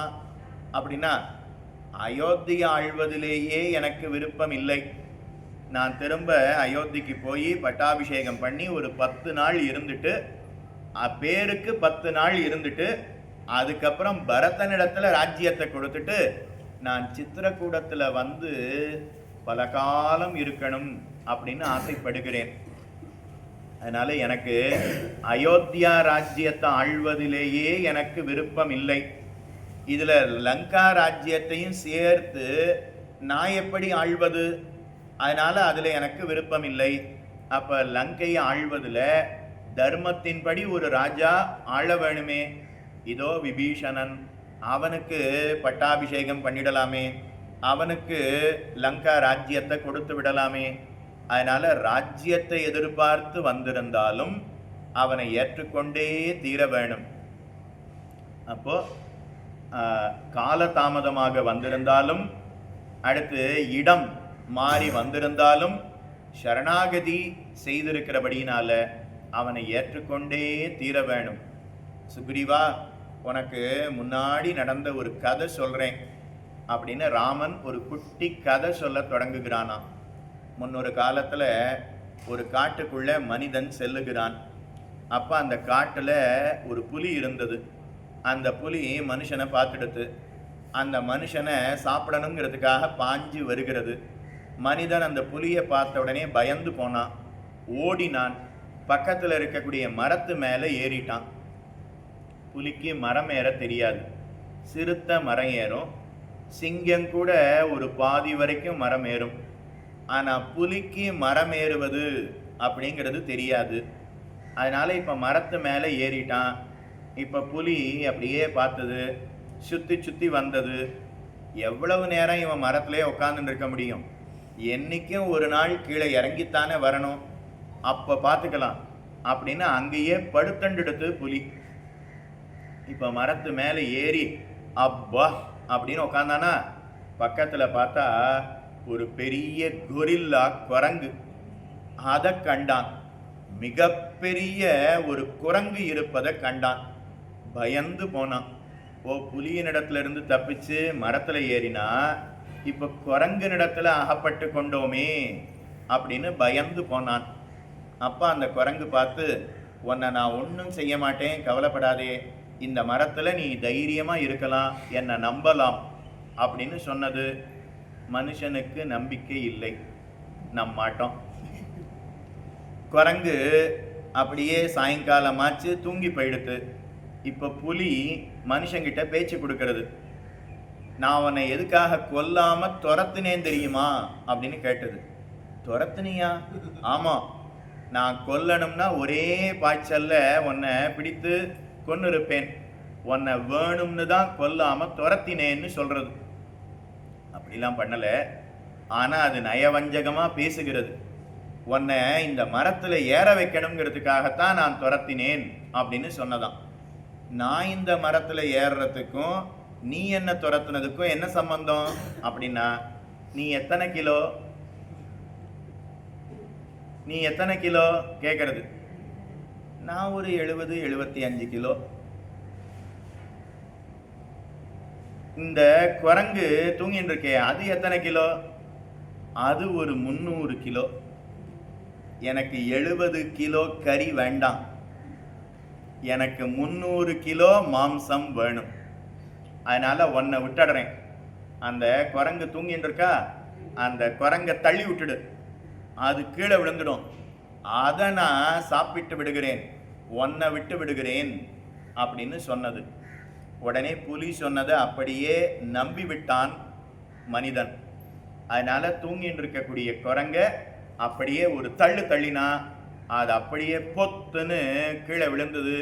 புலி குரங்க பிடித்து கொண்டது. இப்போ புலி குரங்குனிடத்துல பேசுகிறது. இப்போ தெரிஞ்சுண்டியா மனுஷன் புத்திய அப்படின்னு கேட்டது. ஆமோ, நல்லாவே தெரிஞ்சுட்டேன். நீ கொல்லாம இடம் கொடுத்த அந்த மனிதன் உன்னையே நேரம் பார்த்து தள்ளி விட்டு விட்டானே. எனக்கு குரங்க கொல்லுவதில் விருப்பம் இல்லை. குரங்கு கறி ருச்சியா இருக்காதான். எதெல்லாம் ருச்சியா இருக்குமா அப்படின்னா, மான் கறி ருச்சியா இருக்குமா, முயல் கறி ருச்சியா இருக்குமா, ஆமை கறி ருச்சியா இருக்குமா, முள்ளம்பன்றி கறி ருச்சியா இருக்குமா, உடும்பு கறி ருச்சியா இருக்குமா. சுவாமிக்கு எப்படி இதெல்லாம் தெரியும் அப்படின்னா, மீமாம்சையில் வருகிறது. மீமாம்சா பாடத்தில் பஞ்சனகா பக்ஷ்யாக அப்படின்னு ஒரு வாக்கியம். 5 நகமுடைய 5 விலங்குகளை தான் மாம்சத்துக்காக கொல்லணும் அப்படின்னு இருக்கு. மற்றவற்றை மாம்சத்துக்காக கொல்லுவதுங்கிறது கூடாதான். அதனால மாம்சத்துக்காக இந்த 5 விஷயத்தை தான் வேட்டையாடணும். அதில் குரங்கு வரவே இல்லையே. இதைத்தான் ராமனிடத்தில் வாலி தெரிவிக்கிறான். ஸ்ரீராமாயணத்திலேயே வர்றது பஞ்சநகா பக்ஷியாக, 5 நகம் இருக்கக்கூடிய 5 விலங்குகள். அதைத்தானே மாம்சத்துக்காக கொல்லுவா. ராமா, நீ என்னை எதுக்காக கொன்னாய்? தந்தத்துக்காக வேட்டையாடுவதா இருந்தா யானையை வேட்டையாடுவா, என்ன குரங்கை எதுக்காக கொன்றாய்? நகத்துக்காக வேட்டையாடுறதா இருந்தா புலியை வேட்டையாடுவா, குரங்கனுடைய நகம் பிரயோஜனப்படாது. மாம்சத்துக்காக வேட்டையாடுவதா இருந்தா மானு, முயல், உடும்பு, முள்ளம்பன்றி இதெல்லாம் வேட்டையாடுவா. குரங்கு மாம்சம் சுவையாகவும் இருக்காது. அப்ப எதுக்காக என்னை கொன்றாய் அப்படின்னு ராமனிடத்துல கேட்கிறான். அடியவங்கள் மீமாம்சா வாசிக்கும்போது பரீட்சை அன்னைக்கு வைவான்னா தியரி, ப்ராக்டிக்கல். அப்போ நாம் என்ன பண்ணினோமோ அதை கேட்பாளா இல்லையா? அப்போ பஞ்சநகா பக்ஷியாக அதை பற்றி சொல்லும் அப்படின்னு சொன்னார். ஓ, ஸ்ரீராமாயணத்தில் படித்தது ரொம்ப நல்லதாக போச்சு, அதையே சொல்லிடுவோம் அப்படின்னு சொன்னோம். இந்த விஷயங்கள் எல்லாவற்றையும் சொன்னோம். அவர் பார்த்து ரொம்ப ஆச்சரியமாக சொல்கிறீரே அப்படின்னு அவரே வியந்து போனார். அதுக்கப்புறம் ஸ்ரீராமாயணம் எங்கே நடக்கோ நான் வந்து கேட்குறேன் அப்படின்னு அந்த சம்ஸ்கிருத வாத்தியாரே வந்தார். எதுக்காக சொல்ல வந்தோம்னா பஞ்சநகா பக்ஷியாக அப்படின்னு இருக்குது. அதனால் 5 நகம் கொண்ட 5 விலங்குகளைத்தானே வேட்டையாடணும். அதனால் புலியை பார்த்து குரங்கு சொல்கிறது எனக்கு, அதாவது புலி குரங்கை பார்த்து சொல்கிறது, எனக்கு குரங்கு மாம்சத்தில் விருப்பம் இல்லை, குரங்கு மாம்சம் சுவையாக இருக்காது, உன்னை விடுறேன், இப்போ நீ மரத்து மேலே ஏறு, மனுஷனை தள்ளிவிடு. நர மாம்சம் இது எல்லாத்தையும் காட்டிலும் சுவையாக இருக்குமா. அதனால நர மாம்சத்தை நான் சாப்பிட்றேன்.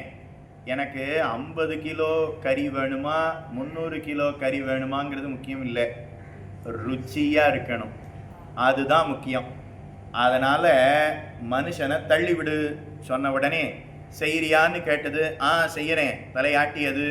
இப்போது புலி விட்டுடுத்து, குரங்கு மேலே ஏறியது, மனுஷன் பயந்து போனான். இது வரைக்கும் புலியின் இடத்துல தான் விரோதம், இப்போ குரங்கு இடத்துலையும் சேர்த்து விரோதம் பண்ணிண்டாச்சு. இப்போ அந்த குரங்கு ஏறி பக்கத்தில் வந்து அமர்ந்தது. இப்போ அந்த மனுஷன் பயந்து போனான். அந்த மனிதனுடைய முதுக அப்படியே தடவி கொடுத்தது. கவலைப்படாதே, இப்போவும் நான் உன்னை கொல்ல மாட்டேன் அப்படின்னு சொன்னது. உன்னை நான் கொல்லணும்னு தள்ளிவிட்ட சமயத்திலையும் கூட என்ன நீர் கொல்ல மாட்டேன் அப்படின்னு சொல்லுகிறீரே, எதற்காக அப்படின்னு கேட்க, என்னுடைய மரத்தை நம்பி வந்த உன்னை நான் ஒரு காலம் கைவிட மாட்டேன் அப்படின்னு அந்த குரங்கு சொன்னது. நம்முடைய வீட்டுக்கு வந்து ஒருத்தர் நம்மிடத்துல ஒன்று பிரார்த்தித்தால் நாம் அதை நிறைவேற்றியே தீர வேணும். அதனால என்னுடைய மரத்தை நம்பி வந்த உன்னை நான் ஒரு காலம் கொல்ல மாட்டேன் அப்படின்னு அந்த குரங்கு சொன்னதான். அந்த குரங்குனுடைய வம்சத்துல வந்தவன் தானே சுக்ரீவா நீ. அந்த குரங்குக்கு இருக்கக்கூடிய எண்ணம் உனக்கு இருக்க வேண்டாமா தானும் ராமன் கேட்டானாம். இப்போ அந்த மனுஷன் அந்த குரங்கை பார்த்து கேட்குறான், என்னை கொல்ல மாட்டேன்னு சொன்னது சரி, ஆனால் புலி என்ன தள்ளிவிடுன்னு சொல்லும்போது சரின்னு தலையாட்டினியே, அது எதுக்கு அப்படின்னு கேட்குறான். அப்போ குரங்கு மனுஷனை பார்த்து சொல்கிறது, அப்போத்தான் அது என்ன விடும், அப்போத்தான் அது என்ன விடும், அதுக்காக சரின்னு தலையாட்டினேனே தவிர ஒரு காலம் என்னுடைய மரத்தை நம்பி வந்த உன்னை நான் ஒரு காலம் கொல்ல மாட்டேன் அப்படின்னு சொன்னதே அந்த குரங்கனுடைய பிள்ளை, அவனுடைய பிள்ளை, அவனுடைய பிள்ளைன்னு வழி வழி வழி வழி வழியாக அதில் 48வது தலைமுறையாக வந்தவன் தான் சுக்ரீவன்.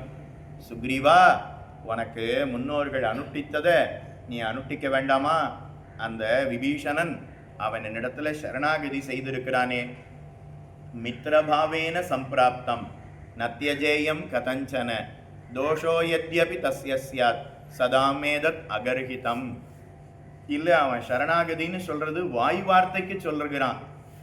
சரணாகதி பண்ற மாதிரி வந்து பக்கத்துல நெருங்கி பழகி யார் இடத்துல என்னென்ன பலம் இருக்கு அப்படின்னு பார்த்து அவர்கள்லாம் தூங்கி கொண்டு இருக்கும்போது உன்னை சமயம் பார்த்து கொன்று விடுவான், அதனால நாங்க ஏற்க மறுத்தோம் அப்படின்னு சொன்னாலாம்.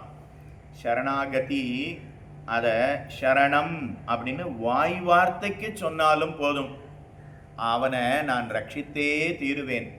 சரணம்னு சொல்லி ஒருத்தன் என் கூடவே இருந்து என்னை கொன்றால் பரவாயில்ல, நான் அதனை ஏற்றுக்கொள்கிறேன். அப்படியாவது சரணம்னு வந்தவனை தன்னுடைய உயிரை கொடுத்து ரட்சித்தான் ராமன் அப்படின்னு ஆகும். இப்போ விபீஷணனை நான் ரட்சிக்காம விட்டா பெரியோர்கள்லாம், விஸ்வாமித்திரர் முதலான பெரியோர்கள்லாம் என்ன சரணாகதி பண்ணினவனை ரட்சிக்காமல் போனானே ராமன், இனிமே ராமனை பார்க்கவே கூடாது, ராமனிடத்துல பேசவே கூடாதுன்னு இருந்துடுவாளாம். நான் முன்ன போய் நின்னா கூட ஷீ அப்படின்னு வெறுத்து விடுவார்கள். அந்த வெறுப்புக்கு நான் ஆளாகி விடக்கூடாது, அதுக்காக இவனை ரட்சித்தே தீருவேன் அப்படின்னு ராமன் தெரிவிக்கிறானாம். ஒரு புறா கதையை சொல்ல தொடங்குகிறான். ஒரு மரத்துல புறா இருந்தது. ஒரு வேடன் அந்த இடத்துக்கு வந்தான். அந்த மரத்துல ஆண் புறா பெண் புறா, சேவல் பேடை ரெண்டும் சேர்ந்து இருந்தது. அப்போ அதனுடைய சேவலை அப்படியே தன்னுடைய பானத்தை தொடுத்து கொன்று விட்டான். அதுக்கப்புறம் வேட்டையாடி விட்டு அந்த வேடன் சென்று விட்டான். இப்போ பேடை சேவல் இல்லாம தன்னுடைய துணை இல்லாம அது துடித்து கொண்டு இருந்தது. அதுக்கப்புறம் சில நாட்கள் கழித்தது. ஒரு 3 மாசமாச்சு, 6 மாசமாச்சு. அந்த வேடன் மறுபடியும் அந்த காட்டுக்குள்ள வந்தான். எந்த வேடன்? இந்த புறாவை கொன்னானே, ஆண் புறாவை கொன்னானே, அதே வேடன். அவன் வேட்டையாடணுங்கிறதுக்காக வந்திருக்கான். அவனுக்கு இறை எதுவுமே கிடைக்கல. இன்னும் அரை மணி நேரத்தில் சாப்பிட ஏதாவது கிடைக்கலன்னா பிராணன் போயிடும் அப்படிங்கிற நிலை அவனுக்கு ஏற்பட்டது. குளிர் வேற வாட்டுகிறது. அதனால அக்னியை மூட்டி அதில் குளிர் காய்ந்து கொண்டிருக்கிறான். சுள்ளிகள் எல்லாவற்றையும் சேர்த்து அதில் அக்னி மூட்டி அதில் குளிர் காய்ந்து கொண்டிருக்கிறான். ஆனால் சாப்பிட்றதுக்கு எதுவுமே கிடைக்கல. இன்னும் அரை மணி நேரத்தில் அவனுக்கு சாப்பிட்றதுக்கு ஏதும் கிடைக்காமல் போனால் பிராணன் போயிடுங்கிற நிலை. அப்போ அந்த மரத்தில் இருந்து அந்த பேடை, அந்த பெண் புறா பார்த்தது, ஓ இந்த வேடனுக்கு பிராணன் போகக்கூடிய நிலை ஏற்பட்டு விட்டதே, என்னுடைய மரத்தை நம்பி வந்த இந்த வேடனை நான் சாக விடலாமா? ஒரு காலம் கூடாது. என்னுடைய பிராணனை விட்டாகிலும் இந்த வேடனை நான் ரட்சித்தே தீரணும் அப்படின்னு அந்த பெண் புறா முடிவு பண்ணிட்டான். நாம இருந்தா நம்மளை வச்சா போதும், நாம அவளை கொன்னுடுவேன் அப்படின்னு சொல்லுவோம். நாம கொல்லைனாலும் அவளுக்கா பிராணன் போச்சுன்னா அப்போ போகட்டும், வேணும், இதுவும் வேணும், இன்னமும் வேணும் அப்படின்னு நாம் பல்ல கடிச்சு இருப்போமே. ஆனால் புறாங்கிறது அப்படி இல்லாமல் என்னுடைய மரத்தை நம்பி வந்தவன், என்னுடைய துணையை பிரித்தவன்னு புறாவுக்கு கோபம் ஏற்பட்டு இருக்க வேணும், பழிக்கு பழி தீர்க்க வேணும் அப்படின்னு நினைக்கணும். இல்லைன்னா அவன் மரணம் அடையக்கூடிய காலம் வந்துவிட்டது, அதை பார்த்து சந்தோஷப்படுறேன்னாவது அந்த புறா இருக்கணும். ஆனால் இது எதையும் செய்யாமல் என்னுடைய மரத்தை நம்பி வந்த வேடனை நான் பிராணனை விடுவது அப்படிங்கிறது கூடாதுன்னு அந்த புறா நேர அந்த அக்னியில் வந்து தானே விழுந்தது. அந்த புறா மாண்டு போனது. அந்த புறாவை சுட்டு வேடன் தின்றான். அதனால பிராணனை தரித்து கொண்டான் அப்படிங்கிறது சரித்திரம். அப்போ ஒரு புறா அது சரணாகதி செய்தவனை ரட்சித்தது. அவன் எங்கேயாவது சரணம்னு சொன்னானா புறாவை பார்த்து? இல்லவே இல்லை. சரணம்னு சொல்லாமல் இருக்கும்போதே அந்த புறா தன்னுடைய உயிரை விட்டு அவனை காப்பாற்றியது. இப்போ விபீஷணன் ஆகாச மார்க்கமாக வந்து சரணம்னு சொன்னதுக்கு அப்புறமும் நான் அவனை ரட்சிக்காமல் போனால் அப்போ நடக்கிறது எல்லாத்தையும் வால்மீகி பார்த்துட்டே இருக்கார், ரிஷிகள்லாம் பார்த்துட்டே இருக்கா, பெரியோர்கள்லாம் பார்த்து கொண்டே இருக்கிறார்கள். அப்போ ஆகாசம், பூமி, அக்னி, சூரியன், சந்திரன் எல்லாரும் பார்த்துட்டே இருக்கா. வால்மீகி என்ன எழுதுவார் தெரியுமா? நான் விபீஷணனை ரட்சித்தா அப்ப என்ன எழுதுவார்னா, ஆமா ராமன் என்ன பெருசா பண்ணிட்டான், ஒரு புறா பண்ணினதைத்தான ராமன் செய்தான் அப்படின்னு எழுதுவர். நான் இந்த விபீஷணனை ரட்சிக்காமல் போனால் அப்ப வால்மீகி என்ன எழுதுவார் தெரியுமா? புறா பண்ணின காரியத்தை கூட ராமன் செய்யவில்லையே அப்படின்னு என்னை நிந்தித்து பேசுவர். நான் இந்த விபீஷணனை ரட்சித்தால், அவனை ஏற்றுக்கொண்டால், அப்போ பெரியவர்கள்லாம் என்ன சொல்லுவா தெரியுமா? ராமன் ஒன்றும் பெருசா பண்ணல, ஒரு குரங்கு பண்ணினதைத்தான் ராமன் பண்ணினான் அப்படின்னு சொல்லுவா. நான் இவனை ரட்சிக்காமல் போனால் அப்போ வசிஷ்டர், வாமதேவர், விஸ்வாமித்திரர் அவர்கள்லாம் என்ன பேசுவா தெரியுமா? ஒரு குரங்கு பண்ணின காரியத்தை கூட ராமன் பண்ணவில்லையே அப்படின்னு சொல்லுவார்கள். அதனால அது கூடாது. சக்ருதேவ பிரபன்னாய தவாஸ்மீதீச்ச யாச்சதே அபயம் சர்வபூதேபியோ ததாம்யேதத் பிரதம் மம.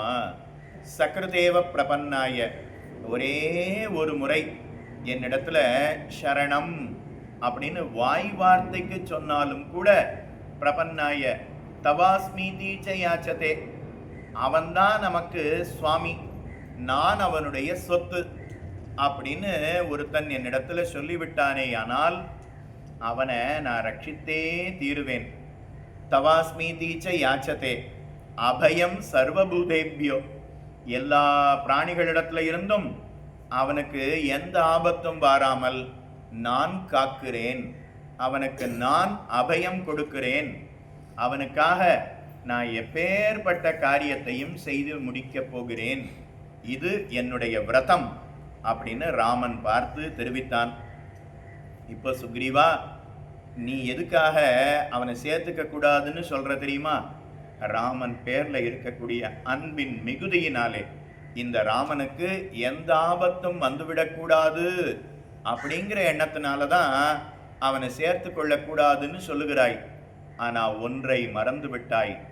ஒரு விபீஷணன் அல்ல, ராவணனே வந்தாலும், ஒரு ராவணன் அல்ல, 1000 ராவணர்கள் சேர்ந்து வந்தாலும் என்ன அவர்களால கொல்ல முடியாது. 1000 ராவணர்கள் ஒரு சேர வந்தாலும் நான் என்னுடைய வில்லின் அம்பின் நுனியினால, என்னுடைய சுண்டு விரல் நுனியினால அவர்களை நான் அழித்து விடுவேன். அதனால என்னுடைய வீரத்தை மறந்தபடியினால தான் உனக்கு அவனை சேர்த்து கொள்ளக்கூடாதுங்கிற எண்ணம் ஏற்பட்டது. அதனால என்னுடைய வீரத்தை நினைத்து கொள்ளுவாய் அப்படின்னு சொல்ல, சுக்ரீவன் பார்த்து அப்படியே செய்கிறேன். இப்போ நான் என்ன செய்யணும்? அவனை போய் அழைச்சிண்டு வா. பிசாசான், தானவான், யக்ஷான், பிருத்திவியாஞ்சைவ ராட்சசான் அங்குள்யக்ரேண தான் ஹன்யாம் இச்சன்னு ஹரிகணேஸ்வர. ஒரு ராவணன் இல்லை, 1000 ராவணர்கள் சேர்ந்து வந்தாலும் அவர்களால என்னை அழிக்க முடியாது. விபீஷணன், அவனை ரட்சித்தே தீருவேன் அப்படின்னு சொல்ல 4 அடி போறான். திரும்ப ராமன் கூட்டான். இங்கிருந்து அங்க போறதுக்குள்ள ஒரு கால் ராவணனே சரணாகதி பண்ணணும்னு வந்தா என்ன பண்ணுவே அப்படின்னு கேட்குறான். ஓ, விபீஷணன் வந்தா 1/2 மணி நேரம் மந்திராலோசனை, ராவணன் வந்தா 4 மணி நேரம் சேர்க்கலாமா கூடாதான்னு ஆலோசனை பண்ணணும் அப்படின்னு சொன்னான். வேண்டாம், விபீஷணன் வந்தா 4 பேருக்கு வாழ்ச்சி, ராவணன் வந்தால் நாட்டில் இருக்கக்கூடிய எல்லாருக்கும் நன்மை உண்டாகிவிடும். அதனால ராவணனே வந்தாலும் அவனை அழைத்து கொண்டு வந்துவிடு, இனிமே மந்திராலோசனை எல்லாம் வேண்டவே வேண்டாம் அப்படின்னு சொல்லி அனுப்பினான். அதுக்கப்புறம் விபீஷணன் வந்தான், ராமனுடைய திருவடிகளில் சரணாகதி பண்ணினான். விபீஷணனை கண்ட உடனே ராமனுக்கு அப்படியே ஆனந்தம், அதுல தொண்டை அடைச்சு போயிடுதான். விபீஷணன் இடத்துல ஒரு வார்த்தை பேசினானா, அதுக்கு மேல கண்ணால பேசினானாம். லோச்சனாபியாம் பிபன்னிவ அப்படின்னு தெரிவிக்கிறார். கண்ணால பேசினானாம். அன்பு ரொம்ப அதிகமா இருக்குன்னா அப்ப கண்ணால பார்த்தாலே இவர் என்ன நினைக்கிறாருங்கிறது அவளுக்கு தெரிஞ்சிடும், அவ என்ன நினைக்கிறாங்கிறது இவளுக்கு தெரிஞ்சிடும். அதனால விபீஷணன் அந்த அளவுக்கு ராமனிடத்துல பக்தியே வடிவெடுத்தவனாக இருந்தான். அதனால ராமன் விபீஷணனை அங்கீகாரம் செய்து கொண்டான் அப்படிங்கிறது சரித்திரம். விபீஷண சரணாகதி தான் ஸ்ரீராமாயணத்தினுடைய சாரம். யார் எத்தனை சரணாகதி பண்ணியிருந்தாலும் இந்த விபீஷண சரணாகதிக்கு நிகர் அப்படிங்கிறது மற்றொன்று கிடையாது. இந்த ஸ்ரீராமாயணத்தையே சரணாகதி சாஸ்திரம் அப்படின்னு பெரியோர்கள் விண்ணப்பம் செய்வார்கள், தெரிவிப்பார்கள். ஸ்ரீராமாயணத்துக்கு சரணாகதி சாஸ்திரம் அப்படின்னு பெயர். முதல்ல தேவர்கள் அத்தனை பேரும் திருமால் நாராயணனிடத்துல சரணாகதி பண்ணினார்கள். அதுக்காகத்தான் ராமனாக அவதாரம் செய்தான். அதுக்கப்புறம் பரத நம்பி அவன் சரணாகதி செய்தான் சித்திரக்கூடத்தில் இருக்கும்போது. அதுக்கு முன்னாடி லக்ஷ்மணன் அவன் காட்டுக்கு வரும்போது சீதையை முன்னிட்டு கொண்டு ராமனிடத்துல சரணாகதி செய்தான். இப்படியே ஸ்ரீராமாயணம் முழுக்க நாம் பார்த்தோம்னா சரணாகதிங்கிறது நிறைந்து இருக்கும். அதில் எல்லாத்தையும் காட்டிலும் மேலான சரணாகதின்னா அது விபீஷண சரணாகதி. நாச்சியாரை முன்னிட்டு கொண்டு பகவானிடத்துல வந்தாதான் சரணாகதிங்கிறது பலிக்கும். இப்போ விபீஷணன் நாச்சியாரை முன்னிட்டு கொண்டு வந்தானா அப்படின்னா ஆம். ஆகாச மார்க்கமாக புறப்படும் போதே சீத்தை பார்த்து விபீஷணனை அங்கீகாரம் பண்ணினாள், சொன்னமா இல்லையா? அதனால நாச்சியாருடைய அனுகிரகம் அப்படிங்கிறது அவனுக்கு உண்டானது. ராமனுடைய திருவடியை பற்றினான். அதுக்கப்புறம் ராமன் பார்த்து ராம ராவண யுத்தம் முடிஞ்சதுக்கு அப்புறம் விபீஷண பட்டாபிஷேகம்ங்கிறது வேண்டாம். எதுக்காக? இன்னும் யுத்தம் முடியறது வரைக்கும் காத்துட்டு இருக்கணும். இன்னையில இருந்தே இனிமே விபீஷணன் தான் லங்கைக்கு ராஜா. அதனால இங்கேயே அவனுக்கு பட்டாபிஷேகம் செய்து விடுகிறேன் அப்படின்னு ராமன் முடிவு பண்ணினான். அதனால லக்ஷ்மணா, சமுத்திரத்துல இருந்து தீர்த்தம் கொண்டு வா, அதை வச்சு விபீஷணனுக்கு இங்கேயே பட்டாபிஷேகம் செய்து விடலாம் அப்படின்னு சொன்னாலாம். அதனால விபீஷணனுக்கு அங்கேயே திருப்புல்லானியிலேயே பட்டாபிஷேகம் பண்ணிட்டாளாம். ராவணா, இப்பவாவது தெரிஞ்சுக்கோ, விபீஷணனுக்கு ராஜ்யத்தை கொடுத்தாச்சு, இனிமே நீ வெறும் டம்மி, ஒழுங்கா நீயே ரிசைன் பண்ணிட்டு போயிடு. விபீஷணன் சொன்னதை கேளு, சீதை எடுத்துட்டு வந்து சமர்ப்பிப்பாய் அப்படிங்கிற சங்கதிய விபீஷணனுக்கு பட்டாபிஷேகம் பண்ணுவதன் மூலமாக ராவணனுக்கு அறிவித்தான். அப்பவும் ராவணன் தானும் கேட்கவில்லை. அதனால ராம ராவண யுத்தம் அப்படிங்கிறது ஏற்பட்டது. ராமன் ராவணனை முடித்தான். அதுக்கப்புறம் புஷ்பக விமானத்தில் திரும்பி வரா. அப்படியே அயோத்திக்கு அருகில் நந்தி கிராமத்துக்கு அருகில் அவர்கள் வந்து இறங்குகிறார்கள். இதுக்கு நடுவில் மண்டோதரி அவ ராமனை ஸ்தோத்திரம் பண்ணினாலாம். அந்த ஸ்லோகத்தை மட்டும் சுருக்கமாக சொல்லிடுறேன். மண்டோதரி அவ நேர ராமனை வையணும்னு ஓடி வந்தாளாம். அதுக்கப்புறம் ராமனை பார்த்த உடனே வைய வந்த வாயால வாழ்த்துகிறாளாம். அதுதான் மந்தோதரியினுடைய ஸ்தோத்திரம். ராவணா, நீ ராமன் கையால மரணமடையவில்லை, இந்திரிய ஜெயம் இல்லாதபடியினால நீ மரணமடைந்து விட்டாய் அப்படின்னு தெரிவிக்கிறார். அப்போ அவ ஸ்தோத்திரம் பண்றாளாம். 4 ஸ்லோகம். அதுக்கு பெரியவாச்சான் பிள்ளை அத்புத வியாக்கியானத்தை சாதித்திருக்கிறார். வியக்தமேஷ மகாயோகி பரமாத்மா சனாதனஹ அநாதி மத்திய நிதனஹ மகதஃ பரமோ மகான் தமசஃப் பரமோ தாத்தா சங்கசக்கர கதாதரஹ ஸ்ரீவத்ஸ வக்ஷா நித்யஸ்ரீஹி அஜய்ய சாஸ்வதோ த்ருவஹ மானுஷம் வபுராஸ்தாய விஷ்ணு சத்ய பராக்கிரமஹ சர்வைஹி பரிவிருத்தோ தேவைஹி வானரத்வம் உபாகதைஹி சர்வலோகேஸ்வர சாக்ஷால் லோகானாம் ஹிதகாம்யயா ச ராட்சச பரிவாரம் ஹதவாம் ஸ்வாம் மகாத்யுதிஹி. 4 ஸ்லோகத்தினால தெரிவிக்கிறார்.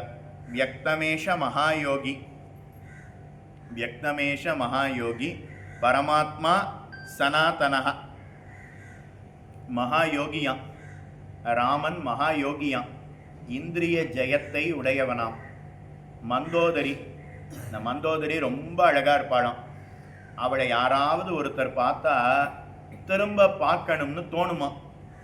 ஆனால் முதல் முறையாக மந்தோதரியை பார்த்துட்டு முகத்தை திருப்பி கொண்டவன் முதல் ஆளு ராமன் தானா. ஒரு பெண்ணை பார்த்துட்டு திரும்ப பார்த்தோம்னா அப்போ பெண்ணினிடத்துல விருப்பம் இருக்கிறது அப்படின்னு ஆகும். பெண்ணை பார்த்துட்டு முகத்தை திருப்பி கொண்டால் அப்போ பெண்ணினிடத்துல விருப்பம் இல்லை, இந்திரிய ஜெயமுடையவர் அப்படின்னு நாம தெரிஞ்சுக்கலாமா. ராமன் மிகவும் தொன்மையானவர், அனாதி காலமா இருக்கக்கூடியவர். அவர்தான் சிருஷ்டியை செய்தார், அவர்தான் ரட்சணத்தை செய்கிறார், அவர்தான் லயத்தையும் செய்கிறார். உலகம் யாவையும் தாமுள வாக்கலும் நிலை பெறுத்தலும் நீக்கலும் நீங்களா அழகிலா விளையாட்டுடையான் அன்னவர்க்கே சரண் நாங்களே கம்பர் தானும் தெரிவித்தார். அதுக்கப்புறம் பரமோ மகான் வைகுண்டத்தில் எழுந்தருளி இருப்பவர், தமசப் பரமோ தாத்தா சங்க சக்கர கதாதரஹா, தமச காட்டிலும் மேலானதாக, அதாவது பிரகிருதி சம்பந்தம் அற்றவர். விஷ்ணு லோகத்தில் வைஷ்ணவர்கள் இருக்கக்கூடிய விஷ்ணு லோகத்தில், அதாவது பரமபதத்தில் எழுந்தருளி இருப்பவர். சங்க சக்கர கதையை உடையவர். ராமனை பார்த்து அவர் ஸ்தோத்திரம் பண்றாளாம், சங்க சக்கரங்களை உடையவனே அப்படின்னு. ராமனே தன் தோளை பார்த்துக்கிறான், அப்படி ஒன்றும் சங்க சக்கரம் இருந்த மாதிரி தெரியலையே, நாம வில்லத்தானே பிடிச்சுட்டு இருக்கோம் அப்படின்னா, பக்தி இல்லாம பகவானை கண்டால் தன்னுடைய அழகை மறைத்து கொள்ளுவான், பக்தியோடு அவனை கண்டால் அப்ப அவனே மறைக்கணும்னு நினைச்சாலும் அது முடியாதான். அதனால பக்தர்களுக்கு சங்க சக்கரம் அழகாக காட்சி தருமா. அதனால பஞ்ச ஆயுதங்களோடும் எழுந்தருளி இருப்பவன் தெரிவிக்கிறார். ஸ்ரீவத்ச வத்சா நித்யஸ்ரீஹி. அதுக்கப்புறம் பகவானுடைய திருமார்புல ஸ்ரீவத்சம் அப்படிங்கிற மறு மச்சம் அப்படிங்கிறது இருக்கும். அந்த ஸ்ரீவத்சம் அப்படிங்கிற அதனுடைய அம்சமாகத்தான் திருப்பானாழ்வார், ஆழ்வார்களுக்குள்ள திருப்பானாழ்வார் அவதாரம் செய்தார். பகவத் ராமானுஜருடைய சீடர் கூறத்தாழ்வான், அவருடைய திருநாமம் என்னன்னா ஸ்ரீவத்ச சின்னர் அப்படின்னு திருநாமம். அதாவது மார்புல ஸ்ரீவத்சம் அப்படிங்கிற மறு மச்சம் அடையாளத்தை கொண்டு இருப்பவர். அதனால ஸ்ரீவத்ச வக்ஷா நித்யஸ்ரீஹி. நித்யஸ்ரீஹி மார்புல எப்போதும் மகாலட்சுமி எழுந்தருளி இருப்பாளாம். அகலகில்லே நிறையுமென்னு அலர்மேல் மங்கை உரை மார்பன். ஸ்ரீவத்ச வத்சா நித்யஸ்ரீஹி அஜய்யஹ சாஸ்வதோ த்ருவஹ. அஜய்யஹ யாராலும் வெல்ல முடியாதவர், யாராலும் வெல்ல முடியாதவர். அதுக்கப்புறம் சாஸ்வதோ த்ருவஹ மானுஷம் வபுராஸ்தாய விஷ்ணு சர்வ பராக்கிரமஹ.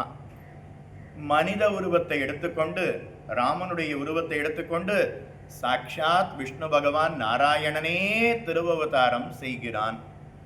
சர்வைகி பரிவிருத்தோ தேவைகி வானரத்வம் உபாகதா. கீழே முதல் நாளே புத்திரகாமேட்டி யாகம் பண்ணும்போது பிரம்ம தேவர் அவரிடத்துல எல்லா தேவர்களும் ராவணனை வதம் பண்ணணும் வேண்டினா நாம் விஷ்ணு பகவான் இடத்துல போவோம் அப்படின்னு சொல்ல, அப்போ விஷ்ணு பகவான் இடத்துல எல்லாரும் தசரதன் பிள்ளை வேணும்னு வேண்டுகிறான். அவனுடைய பிள்ளையாக தேவரீரை 4ஆக பிரித்து கொண்டு அவதரிக்க வேணும்னு வேண்டினார்கள். அதனால நாராயணனே ராமனாக அவதரித்தான். முதல் நாள் பார்த்தோமா, இந்திரன் கோவிலில் அப்படித்தானே பார்த்திருக்கிறோம், ஞாபகத்திலே கொள்க. அதனால மனித உருவத்தை எடுத்துண்டு நாராயணன் அவதாரம் செய்கிறான். அதுக்கப்புறம் ஆதிசேஷனே லக்ஷ்மணனாகவும், அதுக்கப்புறம் பகவான் கையில் இருக்கக்கூடிய பாஞ்சஜன்யமே பரதனாகவும், கையில் இருக்கக்கூடிய சுதர்சன சக்கரமே சத்ருக்ன ஆழ்வானாகவும் திருவவதாரம் செய்கிறார்கள். இப்போ பிரம்மா தேவர்கள் எல்லாரையும் பார்த்து, நீங்க அத்தனை பேரும் ராமனுக்கு உதவுவதற்காக வானர உருவத்தை எடுத்துக்கொள்ளுங்கள், தங்கள் தங்கள் அம்சமாக ஒரு வானர வீரனை உருவாக்குங்கள் அப்படின்னு சொன்னாராம். அப்போ பிரம்மா அவர் முதல்ல ஜாம்பவான, கரடி கூட்டங்களுக்கு தலைவர் ஜாம்பவான், அதனால ஜாம்பவான உண்டாக்கினார். அதுக்கப்புறம் இந்திரன் அவன் தன்னுடைய அம்சமாக வாலியை உண்டாக்கினான். அதுக்கப்புறம் சூரியன் தன்னுடைய அம்சமாக சுக்ரீவனை உண்டாக்கினான். வாயு பகவான் தன்னுடைய அம்சமாக ஹனுமான உண்டாக்கினார். விஸ்வகர்மா தன்னுடைய அம்சமாக நளன் அப்படிங்கிறவரை உருவாக்கினார். இப்படி ஒவ்வொருத்தரும் தங்களுடைய அம்சமாக வானர வீரர்களை உருவாக்கினார்கள் அப்படிங்கிறது சரித்திரம்.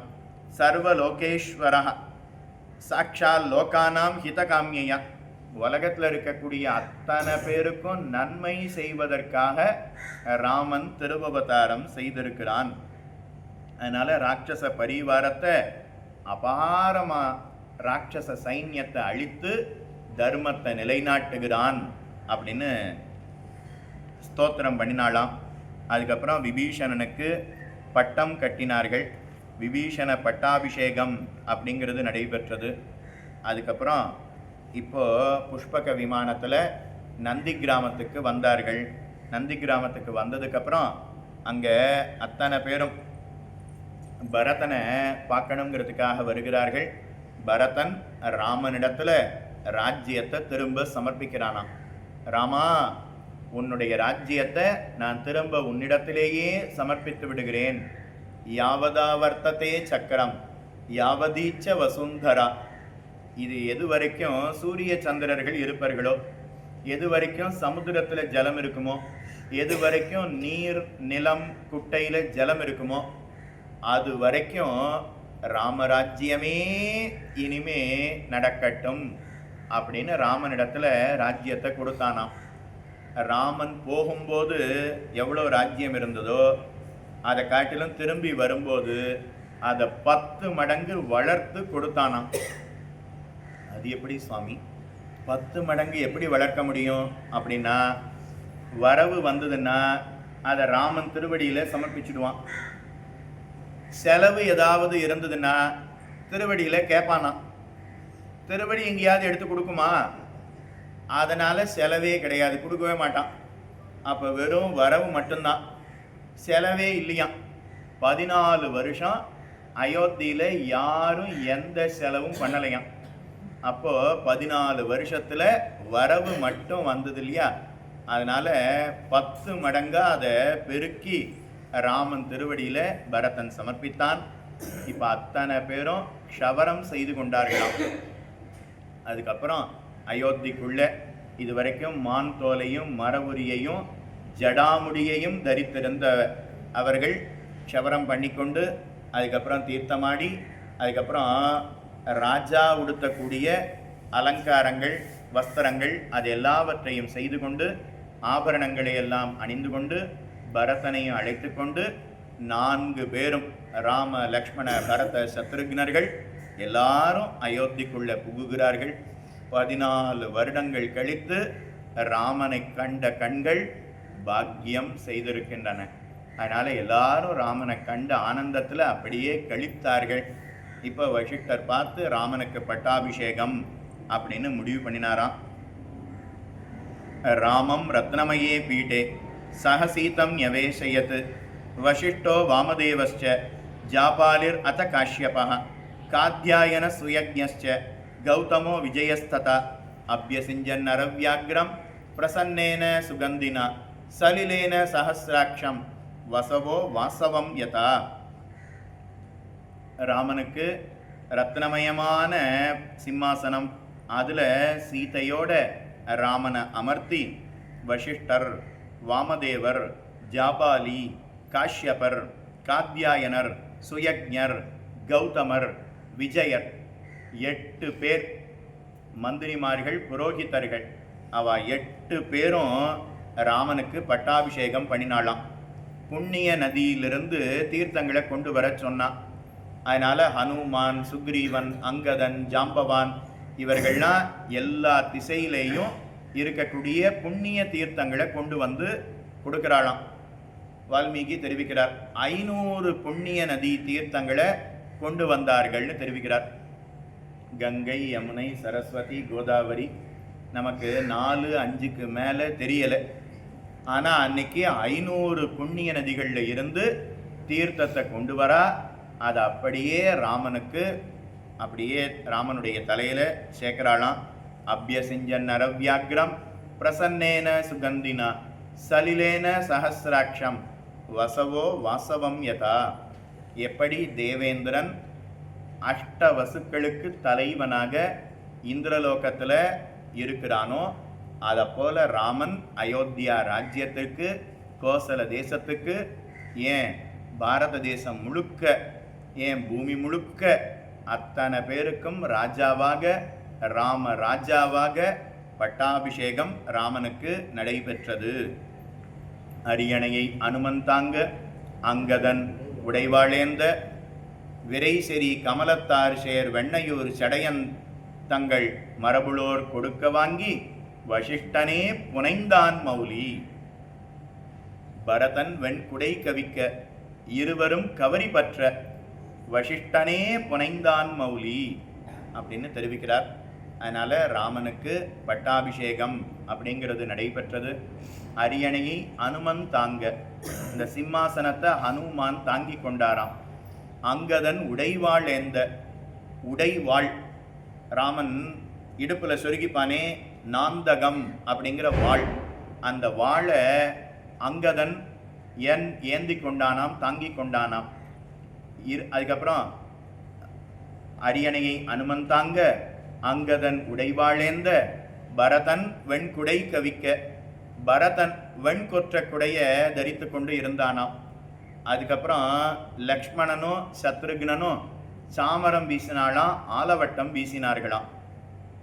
இருவரும் கவரி பற்ற விரைசெறி கமலத்தாள் சேர் வெண்ணையூர் சடையன் தங்கள் அப்படின்னா சோழ தேசத்தில் இருந்த ராஜாவாம்.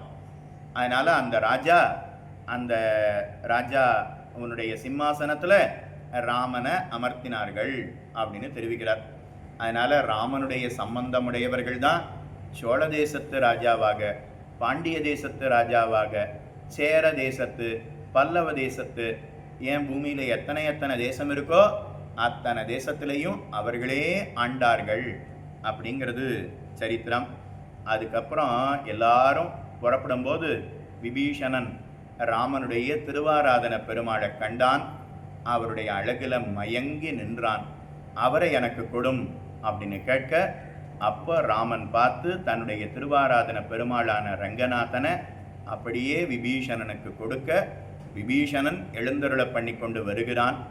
அப்போ திருவரங்கத்தில் பிரம்மோத்சவத்துக்கு உண்டான காலம் உண்டாகிவிட்டது, வந்துவிட்டது. அதனால் பிரம்மோத்சவம் முடிஞ்சதுக்கப்புறம் பிரம்மா நான் திரும்ப தரேன் அப்படின்னு சொல்லியிருக்கார். இக்ஷ்வாக்குவனிடத்துல கொடுத்தாருன்னு பார்த்தோம் இல்லையா? அப்போ கொடுக்கும்போது என்ன சொன்னார்னா, வருஷத்துக்கு 10 நாட்கள் நான் உற்சவம் பண்ணுவேன், அந்த 10 நாள் மட்டும் என்கிட்ட கொடுத்துடணும், மற்ற 350 நாள் உங்ககிட்ட தந்துடுறேன்னு சொன்னார். அதனால விபீஷணா பிரம்மோத்சவத்துக்கு உண்டான காலம் வந்துவிட்டது அப்படின்னு சொல்ல, அதனால திருவரங்கத்தில் இறக்கினார்கள். அங்கே இருந்து பிரம்மா 10 நாட்கள் ரங்கநாதனை, ஜெகநாதனை, நாராயணமூர்த்தியை பூஜித்தார். அதுக்கப்புறம் அங்கிருந்து விபீஷணன் எழுந்தருளை பண்ணி கொண்டனும் நினைக்கும்போது, அப்போ ரங்கநாதன் பார்த்து, விபீஷணா நீ இருக்கக்கூடிய லங்கா தேசத்தையே நான் எப்போதும் பார்த்து கொண்டிருப்பேன் அப்படின்னு சொன்னாராம். கீழேயே ஒரு சரித்திரத்தை சொல்ல வந்தோம். ரங்கநாச்சியார் பார்த்து அந்த விபீஷணன் இடத்துல இன்னி வரைக்கும் ராமனுக்கு அன்பு இருக்கிறதா அப்படின்னு ரங்கநாச்சியார் இடத்துல ரங்கநாதனும் ரங்கநாச்சியாரும் பேசிக்கிறாளாம். அதுதான் நாம் ஆரம்பித்தோம். ஒருத்தர் இடத்துல அன்புங்கிறது ஏதாப்பில் இருக்கும்போது உண்டாகும், ஆனால் காலம் செல்ல செல்ல செல்ல செல்ல அந்த அன்பு குறைந்து விடுமே. அதை போல ராமனுக்கு விபீஷணன் மேலே இருக்கக்கூடிய அன்பு குறைந்து விட்டதா அப்படிங்கிறதுக்காக மெல்லமாக பேசினாலாம். நான் லங்கையில் இருக்கும்போது இந்த ராவணனிடத்துல இந்த விபீஷணன் என்னை பற்றி என்ன சொன்னான் தெரியுமா? சீத்தை வந்த வேலையே சரியில்லை, அவ வந்த உடனேயே தீ பிடிச்சு போச்சு, அசுப நிமித்தங்கள்லாம் தென்படுகின்றது, அதனால அவ வந்த வேலை காலடி வச்ச நேரம் சரியில்லை அப்படின்னு என்னை பற்றி குறை சொன்னானே அப்படின்னு சொன்னாலாம். உடனே ரங்கநாதன் பார்த்து, அப்படியெல்லாம் விபீஷணன் பேசி இருக்க மாட்டானே சொன்னாராம். பேசினான்னு ஒத்துண்டா என்ன ஆகும்? அப்போ விபீஷணன் மேலே வைத்திருக்கக்கூடிய அன்பு குறைந்து விட்டதுன்னு ஆகிவிடும். கிடையாது, அப்படியெல்லாம் விபீஷணன் பேசி இருக்க மாட்டானே அப்படின்னு சொன்னாராம். உடனே சீதை நேர வால்மீகியை அழைச்சிட்டு வந்துட்டா. அப்படியே திருவரங்கத்திலிருந்து ஒரு அலைபேசி வால்மீகி கான்பூர்லேருந்து கொஞ்சம் ஸ்ரீரங்கத்துக்கு வந்துட்டு போம். ஸ்ரீரங்கநாதன் முன்னாடி நீர் வால்மீகி பாடி நீரே அந்த விபீஷணன் அந்த வட்டாபிஷேகத்துக்கு முன்னாடி இருக்கக்கூடிய சர்க்கத்தை பாடி காட்டும் சொல்ல. ஆமோ, விபீஷணன் சொல்லி இருக்கிறான், வாஸ்தவந்தான், இப்போ ஒத்துக்கிறீரா? அவனை போய் பக்தன்னு கொண்டாடினீரே அப்படின்னு சொல்ல. அப்பவும் ரங்கநாதன் விட்டு கொடுக்காம பேசினான் நாச்சியார் இடத்துல. என்னடியார் அது செய்யார், அப்படி ஒரு கால் அவன் செய்திருந்தாலும் ஏன் செஞ்சான் தெரியுமா? செய்தாலும் நன்று செய்வர் என்பர் போலும். இப்படி சொன்னாலாவது சீதைய திரும்ப ராமனிடத்துல கொண்டு வந்து கொடுக்கணுங்கிறதுக்காக அவன் இப்படி பேசினான். ஒரு காலம் சீதையை பழிப்பதுல விபீஷணனுக்கு எண்ணம் கிடையாது. ஆனா வந்த நேரம் சரியில்லைன்னு இப்படி சொன்னாலாவது ராவணன் மனசு மாறுமா, சீதையை திரும்ப ராமனிடத்துல சமர்ப்பித்து விடுவானா அப்படிங்கிற எண்ணத்தோட விபீஷணன் பேசியிருக்கிறான் அப்படின்னு சொன்னாராம். அதை கேட்ட உடனே நாச்சியாருக்கு பகு சந்தோஷம். ஓ, எத்தனை காலம் ஆண்டுகள், எத்தனை காலம் ஆனாலும் இன்னி வரைக்கும் அந்த விபீஷணன் இடத்துல வைத்திருக்கக்கூடிய அன்பு மட்டும் என்னுடைய நாத்தனுக்கு, ரங்கநாதனுக்கு அன்பு மாறவில்லை அப்படின்னு நாச்சியார் தெரிந்து கொண்டாளாம். அதனால அப்படிப்பட்ட சிறந்த பக்தனான விபீஷணன் அவன் இருக்கக்கூடிய லங்கையையே ரங்கநாதன் நோக்கி கிடக்கிறான். அன்புடைய விபீடனருக்கா ஸ்ரீராமாயணத்தில் எத்தனை விஷயங்கள் இருந்தாலும் விபீஷண சரணாகதி அப்படிங்கிறது ஒரு தனிச்சிறப்பு. விபீஷணன் அப்படின்னா ராமபக்தன் அப்படிங்கிறத நன்றாக அறிந்து கொள்ளலாம்.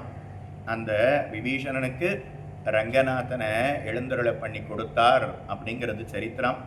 அந்த விபீஷணனுடைய தேசமாகவே ராம பக்தியோடையே என்றென்றும் இந்த லங்கை அப்படிங்கிறது இருந்திருக்கிறது, இப்பொழுதும் இருக்கிறது, என்றும் இப்படியே இருக்கும் அப்படிங்கிறத தெரிவித்து கொண்டு, இன்னும் இந்த இடத்துல ராமானுஜர் சம்பந்தம் ஏற்பட வேணும். ஸ்ரீ வைஷ்ணவர்கள் இந்த இடத்துல நிறைய உண்டாக வேணும். அந்தணர்கள் இந்த இடத்துக்கு வர வேணும். நிறைய சன்னதியை இங்கே நிர்மாணம் செய்து ராமனுக்கும் சீதைக்கும் ஆஞ்சநேயருக்கும் நிறைய சன்னதிகள் உண்டாக வேணும். திருவாராதனங்கள் குறைவில்லாமல் நடக்கணும் அப்படின்னு நாம் ராமச்சந்திரன், சீதா லக்ஷ்மண, பரத சத்ருக்ன, ஹனுமத் சமேதரான ராமச்சந்திரனுடைய திருவடிகளிலே பிரார்த்தித்து கொண்டு அடியனை இங்கே வந்து சொல்லணும் அப்படின்னு நியமித்தது நம்முடைய ராம், நிரஞ்சன், அதுக்கப்புறம் சவுந்தரராஜன் சுவாமி. அதனால் அவர்களுக்கும் அடியனுடைய கிருதஜதையை தெரிவித்து கொண்டு, அடியனுக்கு இந்த அர்த்த விசேஷங்களையெல்லாம் எடுத்துரைத்த ஆச்சாரியர்களுடைய திருவடிகளுக்கு பல்லாண்டு பாடிக்கொண்டு, அடியன் சொல்லணும்னு வந்தாலும் ஸ்ரீலங்கா யாத்திரை அப்படின்னா வர்றவாள்லாம் எப்படி இருப்பாளோ தெரியாது. அவள் எங்கேயாவது சுற்றி பார்க்கணுங்கிற எண்ணத்தோடு வந்திருந்தா அப்போது நாம் சொல்கிறதெல்லாம் அவள் எப்படி கேட்பாளோ அப்படின்னு ஊரு விட்டு ஊரு வந்திருக்கோமே, அங்கே எப்படி இருப்பாளோ தெரியலையேன்னு பயந்துட்டே வந்தோம். ஆனால் அப்படிலாம் இல்லாமல் முதல் நாளில் இருந்து 7 நாட்கள் விடாமல் நீங்களும் ஸ்ரீராமாயணத்தை கேட்கணும் அப்படிங்கிற விருப்பத்தோடு நான் எப்பப்பெல்லாம் சொல்கிறேன்னு உட்காந்தேனோ அவள் சொல்லியிருக்கிறது ஒரு நாளைக்கு 1 மணி நேரம், 7 நாள் 7 மணி நேரம். ஆனால் நிச்சயமாக 1 மணி நேரத்தில் நான் முடிக்கவே இல்லை. சுந்தரகாண்டம் அன்றைக்கே 2 மணி நேரம் ஆச்சு. அதுக்கப்புறம் ஆஞ்சநேயர் சன்னதியிலையும் திரும்ப உபன்யாசம் வச்சுட்டோம். சேவா காலம் வைத்து கொண்டோம். நேற்று 9 மணிக்கு ஆரம்பித்தோம், 1 மணிக்கு தான் முடித்தோம்.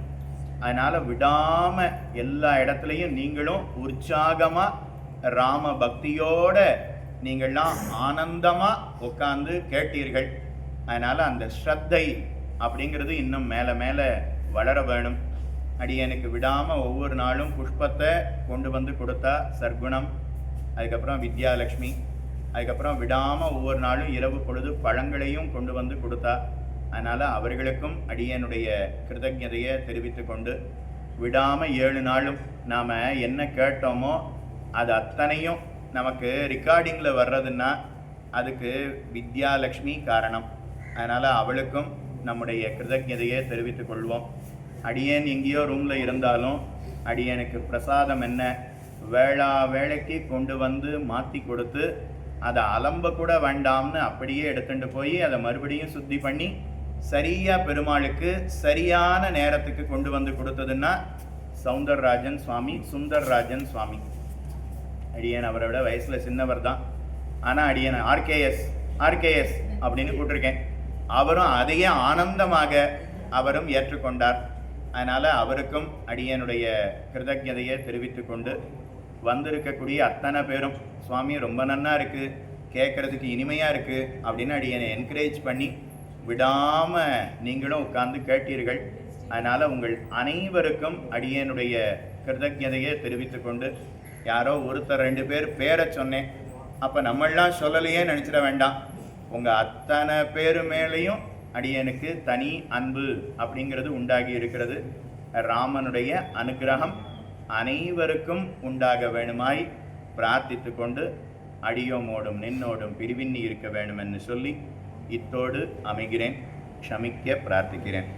மங்களம் கோசலேந்திராய மகனீய குணாப்தயே சக்கரவர்த்தி தனூஜாய சார்வபௌமாய மங்களம். ராமாய ராமபத்ராய ராமச்சந்திராய வேதசே ரகுநாதாய நாதாய சீதாய பதயே நமஹ.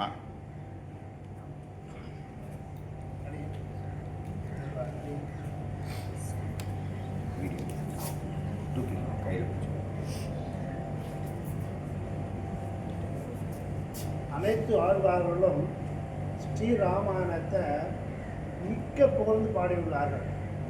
ஆண்டாள் ராமனை கூறும் பொழுது மனத்தை கிணியான் அப்படிங்கிறார். நம்மாழ்வார் போடும் பொழுது கற்பார் ராமபிரானை அல்லார் மற்றும் கற்பரோ அப்படிங்கிறார். அப்போ இதை போன்ற ஆழ்வார்கள் கொண்டாடிய ராமபிரானுடைய சரித்திரத்தை பார்ட் 1 அப்படின்ட்டு முதல்ல அயோத்தியா நைமிசாரண்யம்னு அனுபவித்தோம். பார்ட் 2வாக நாம் இலங்கைக்கு அனுபவித்துள்ளோம். ஒவ்வொரு இடத்திலும் அந்த ஸ்தலத்தின் மகாத்மியத்தையும் சுந்தரகாண்டத்தில் இடத்தை எவ்வாறு பெருமைப்படுத்தப்பட்டுள்ளது என்பதையும் நமக்கு தெளிவாக எடுத்துரைத்த சுவாமிகளுக்கு நம் அனைவரும் கிருதஜ்ஞை தெரிவித்துக் கொள்கிறோம். எஸ்ஆர்வி யாத்திரா சார்பில் உங்களுடைய சார்பாக சுவாமி இந்த பொன்னாடையை நான் அறிவிக்கின்றேன்.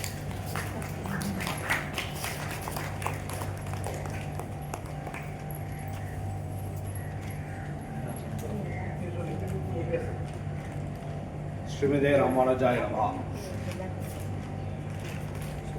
முதல்ல சுவாமிக்கு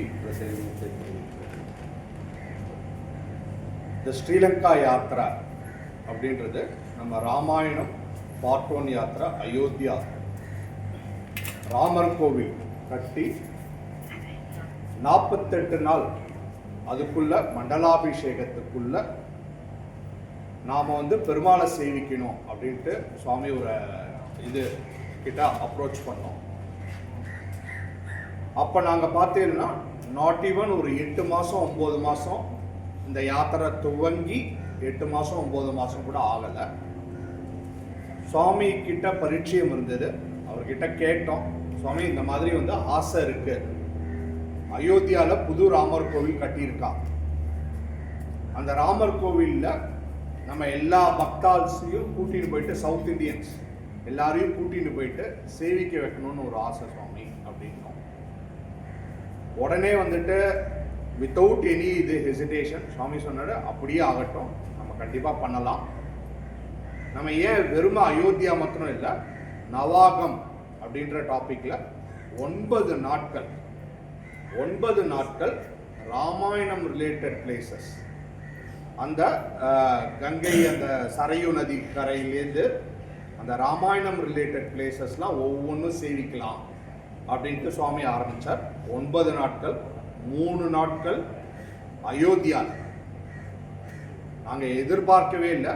நாங்கள் யாத்திரை துவங்கி ஒரு 8 மாதம் 9 மாத காலம் 4 மாதம் 5 மாதத்தில் நாங்கள் ஸ்டார்டட் புட்டிங் ஆடு எல்லாமே பண்ணோம். சுவாமி சொன்னார் குறைஞ்சது 100 பேர் வருவா அப்படின்ற மாதிரி சுவாமியோட ஆசீர்வாதம். அதுபோலவே எங்களுக்கு வந்துட்டு நாங்கள் எதிர்பார்த்தது ஒரு பஸ் இருந்தால் போதும். ஏன்னா வந்துட்டு நாங்கள் புதுசு, எல்லாரையும் சேஃபாக கூப்பிட்டு வர்றது அதுதான் எங்களோட ப்ரியாரிட்டி. அதனால் ஒரு பஸ் இருந்தால் போதும் அப்படின்ற மாதிரி நினச்சோம். ஆனால் சுவாமியோட வாக்கு பலிச்சது. அன்னைக்கு கிட்டத்தட்ட 2 பஸ்ஸு பூர்த்தி ஆகிட்டு 3வது பஸ்ஸுக்கு புக்கிங் வர ஆரம்பிச்சது. நாங்கள் நிறுத்திட்டோம். 89 யாத்ரிகாஸ். நீங்கள் நம்ப மாட்டேன், இதில் சில பேர் வந்துட்டு அந்த யாத்திரையிலையும் வந்திருந்தா, பார்ட் 1 யாத்திரையிலையும் வந்திருந்தா. 89 யாத்ரிகா, அதில் 5 பேர் 80 வயசுக்கு மேலே. எல்லாரையும் அந்த க்ரௌடட் ஏரியாவில் நிதானமாக கூட்டிகிட்டு போயிட்டு சேவை பண்ணி வச்சோம். பெருமாள் நம்ம கூடவே இருந்தார். ஆச்சாரியார் அனுகிரகம், தாயார் அனுகிரகம் இருந்தது. சுவாமியோட வார்த்தையும் பலிச்சது. ஸோ அந்த டயத்தில் சுவாமி சொன்னார், ஏன் நம்ம வந்துட்டு இந்த இடம் இந்தியாவில் இருக்கிற பரதகண்டத்தில் இருக்கிறத மட்டும் சேர்க்கணும், ஸ்ரீலங்காலையும் சில இடங்கள்லாம் இருக்குது, அங்கே வந்து நான் பூர்த்தி பண்ணுறேன் அப்படின்ட்டு சொன்னார். அதுவும் வந்துட்டு எங்களுக்கு இது 2வது வருஷம். போன வருஷம் சொன்னார் சுவாமி, இந்த வருஷம் 2வது. சுவாமி எங்களுக்கு அவ்வளோ ஸ்ரீலங்காவில் போகணுன்னா இன்னும் வந்துட்டு நமக்கு எப்படி சாப்பாடு என்ன எப்படி இருக்கும் என்னன்ட்டு தெரியாது சுவாமி.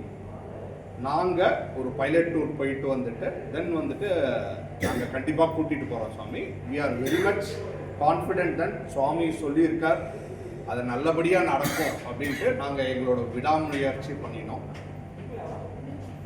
இன்னைக்கு ஒவ்வொரு நாளும் we have done our best. இதில் இன்னும் சொல்ல போனோன்னா வந்துட்டு எங்களுக்கு காஸ்ட் இங்கேருந்து உங்கள் எல்லாருக்குமே இந்த ஒரு வாரம் 10 நாளில் உங்களுக்கு தெரிஞ்சிருக்கும் விலைவாசி இங்கே எப்படி இருக்குது, எப்படி சாமான்லாம் அங்கேருந்து எடுத்துகிட்டு வரணும், நாம் சமையலுக்கு சாமான் எப்படி எடுத்துகிட்டு வரணும், இவங்களை எப்படி கூட்டிகிட்டு வரணும் அப்படின்ற மாதிரி நினச்சோம். எல்லாத்தையும் ஒர்க் அவுட் பண்ணிட்டு we work out a cost.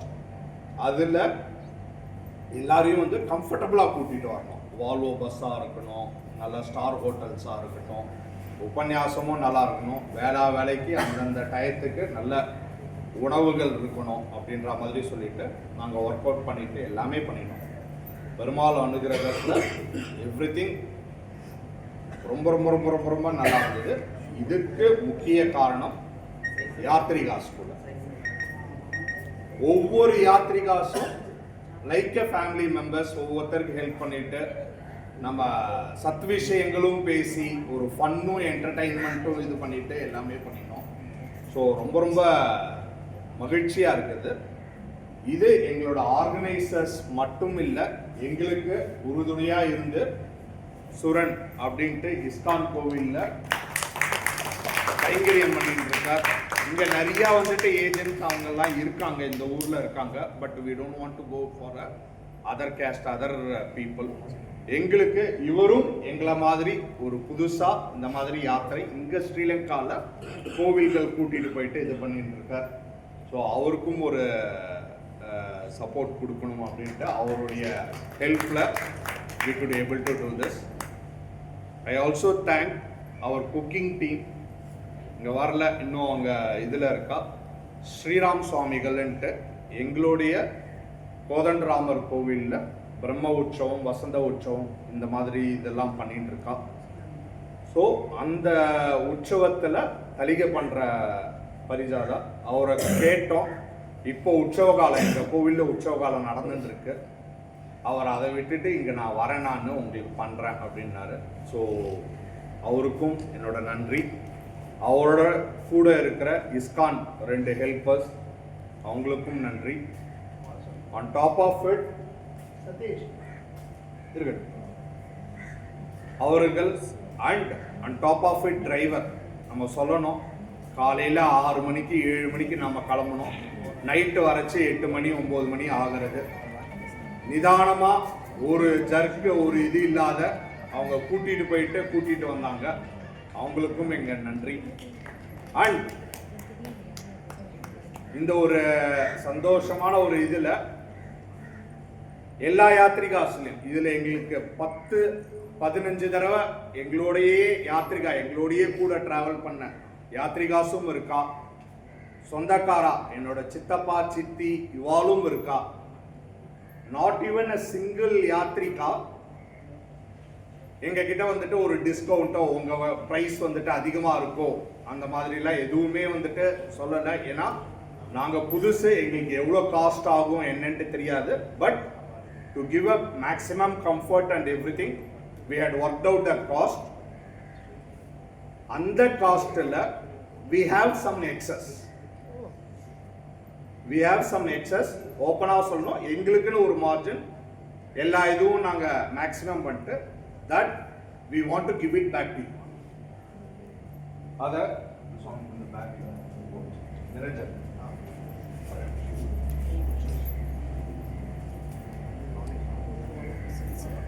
So ஆளுக்கு ஒவ்வொரு யாத்ரிகாஸுக்கும் 5000 ரூபாய் மதிப்பு we are refunding it. இதில் எந்த ஒரு கிளாஸும் கிடையாது. நீங்களோ உங்க ரிலேட்டிவ்ஸோ உங்க ஃப்ரெண்ட்ஸோ யார் வேணும்னாலும் எனி யாத்ரா இன் ஃபியூச்சர் வந்துட்டு எங்களோட வரீங்கன்னா ஸ்ட்ரெயிட் அவே 5000 ருபீஸ் நீங்கள் ரெடியூஸ் பண்ணிக்கலாம். நீங்கள் காஸ்ட் 10,000 ரூபா யாத்ரா காஸ்ட்னா நீங்கள் 5000 ரூபா கட்டினால் போதும். அந்த இது வந்துடலாம். அதோட வவுச்சர் சுவாமியோட கையால் ஒவ்வொருத்தருக்கும் கொடுக்கலாம் அப்படின்ட்டு ஆசைப்படுறோம். நீங்கள் பேர் படிச்சுட்டு சுவாமி கையால் ஒவ்வொருத்தரும் வந்து வாங்கிக்கோங்க. ஸ்ரீனிவாசன் திருவேங்கடம்.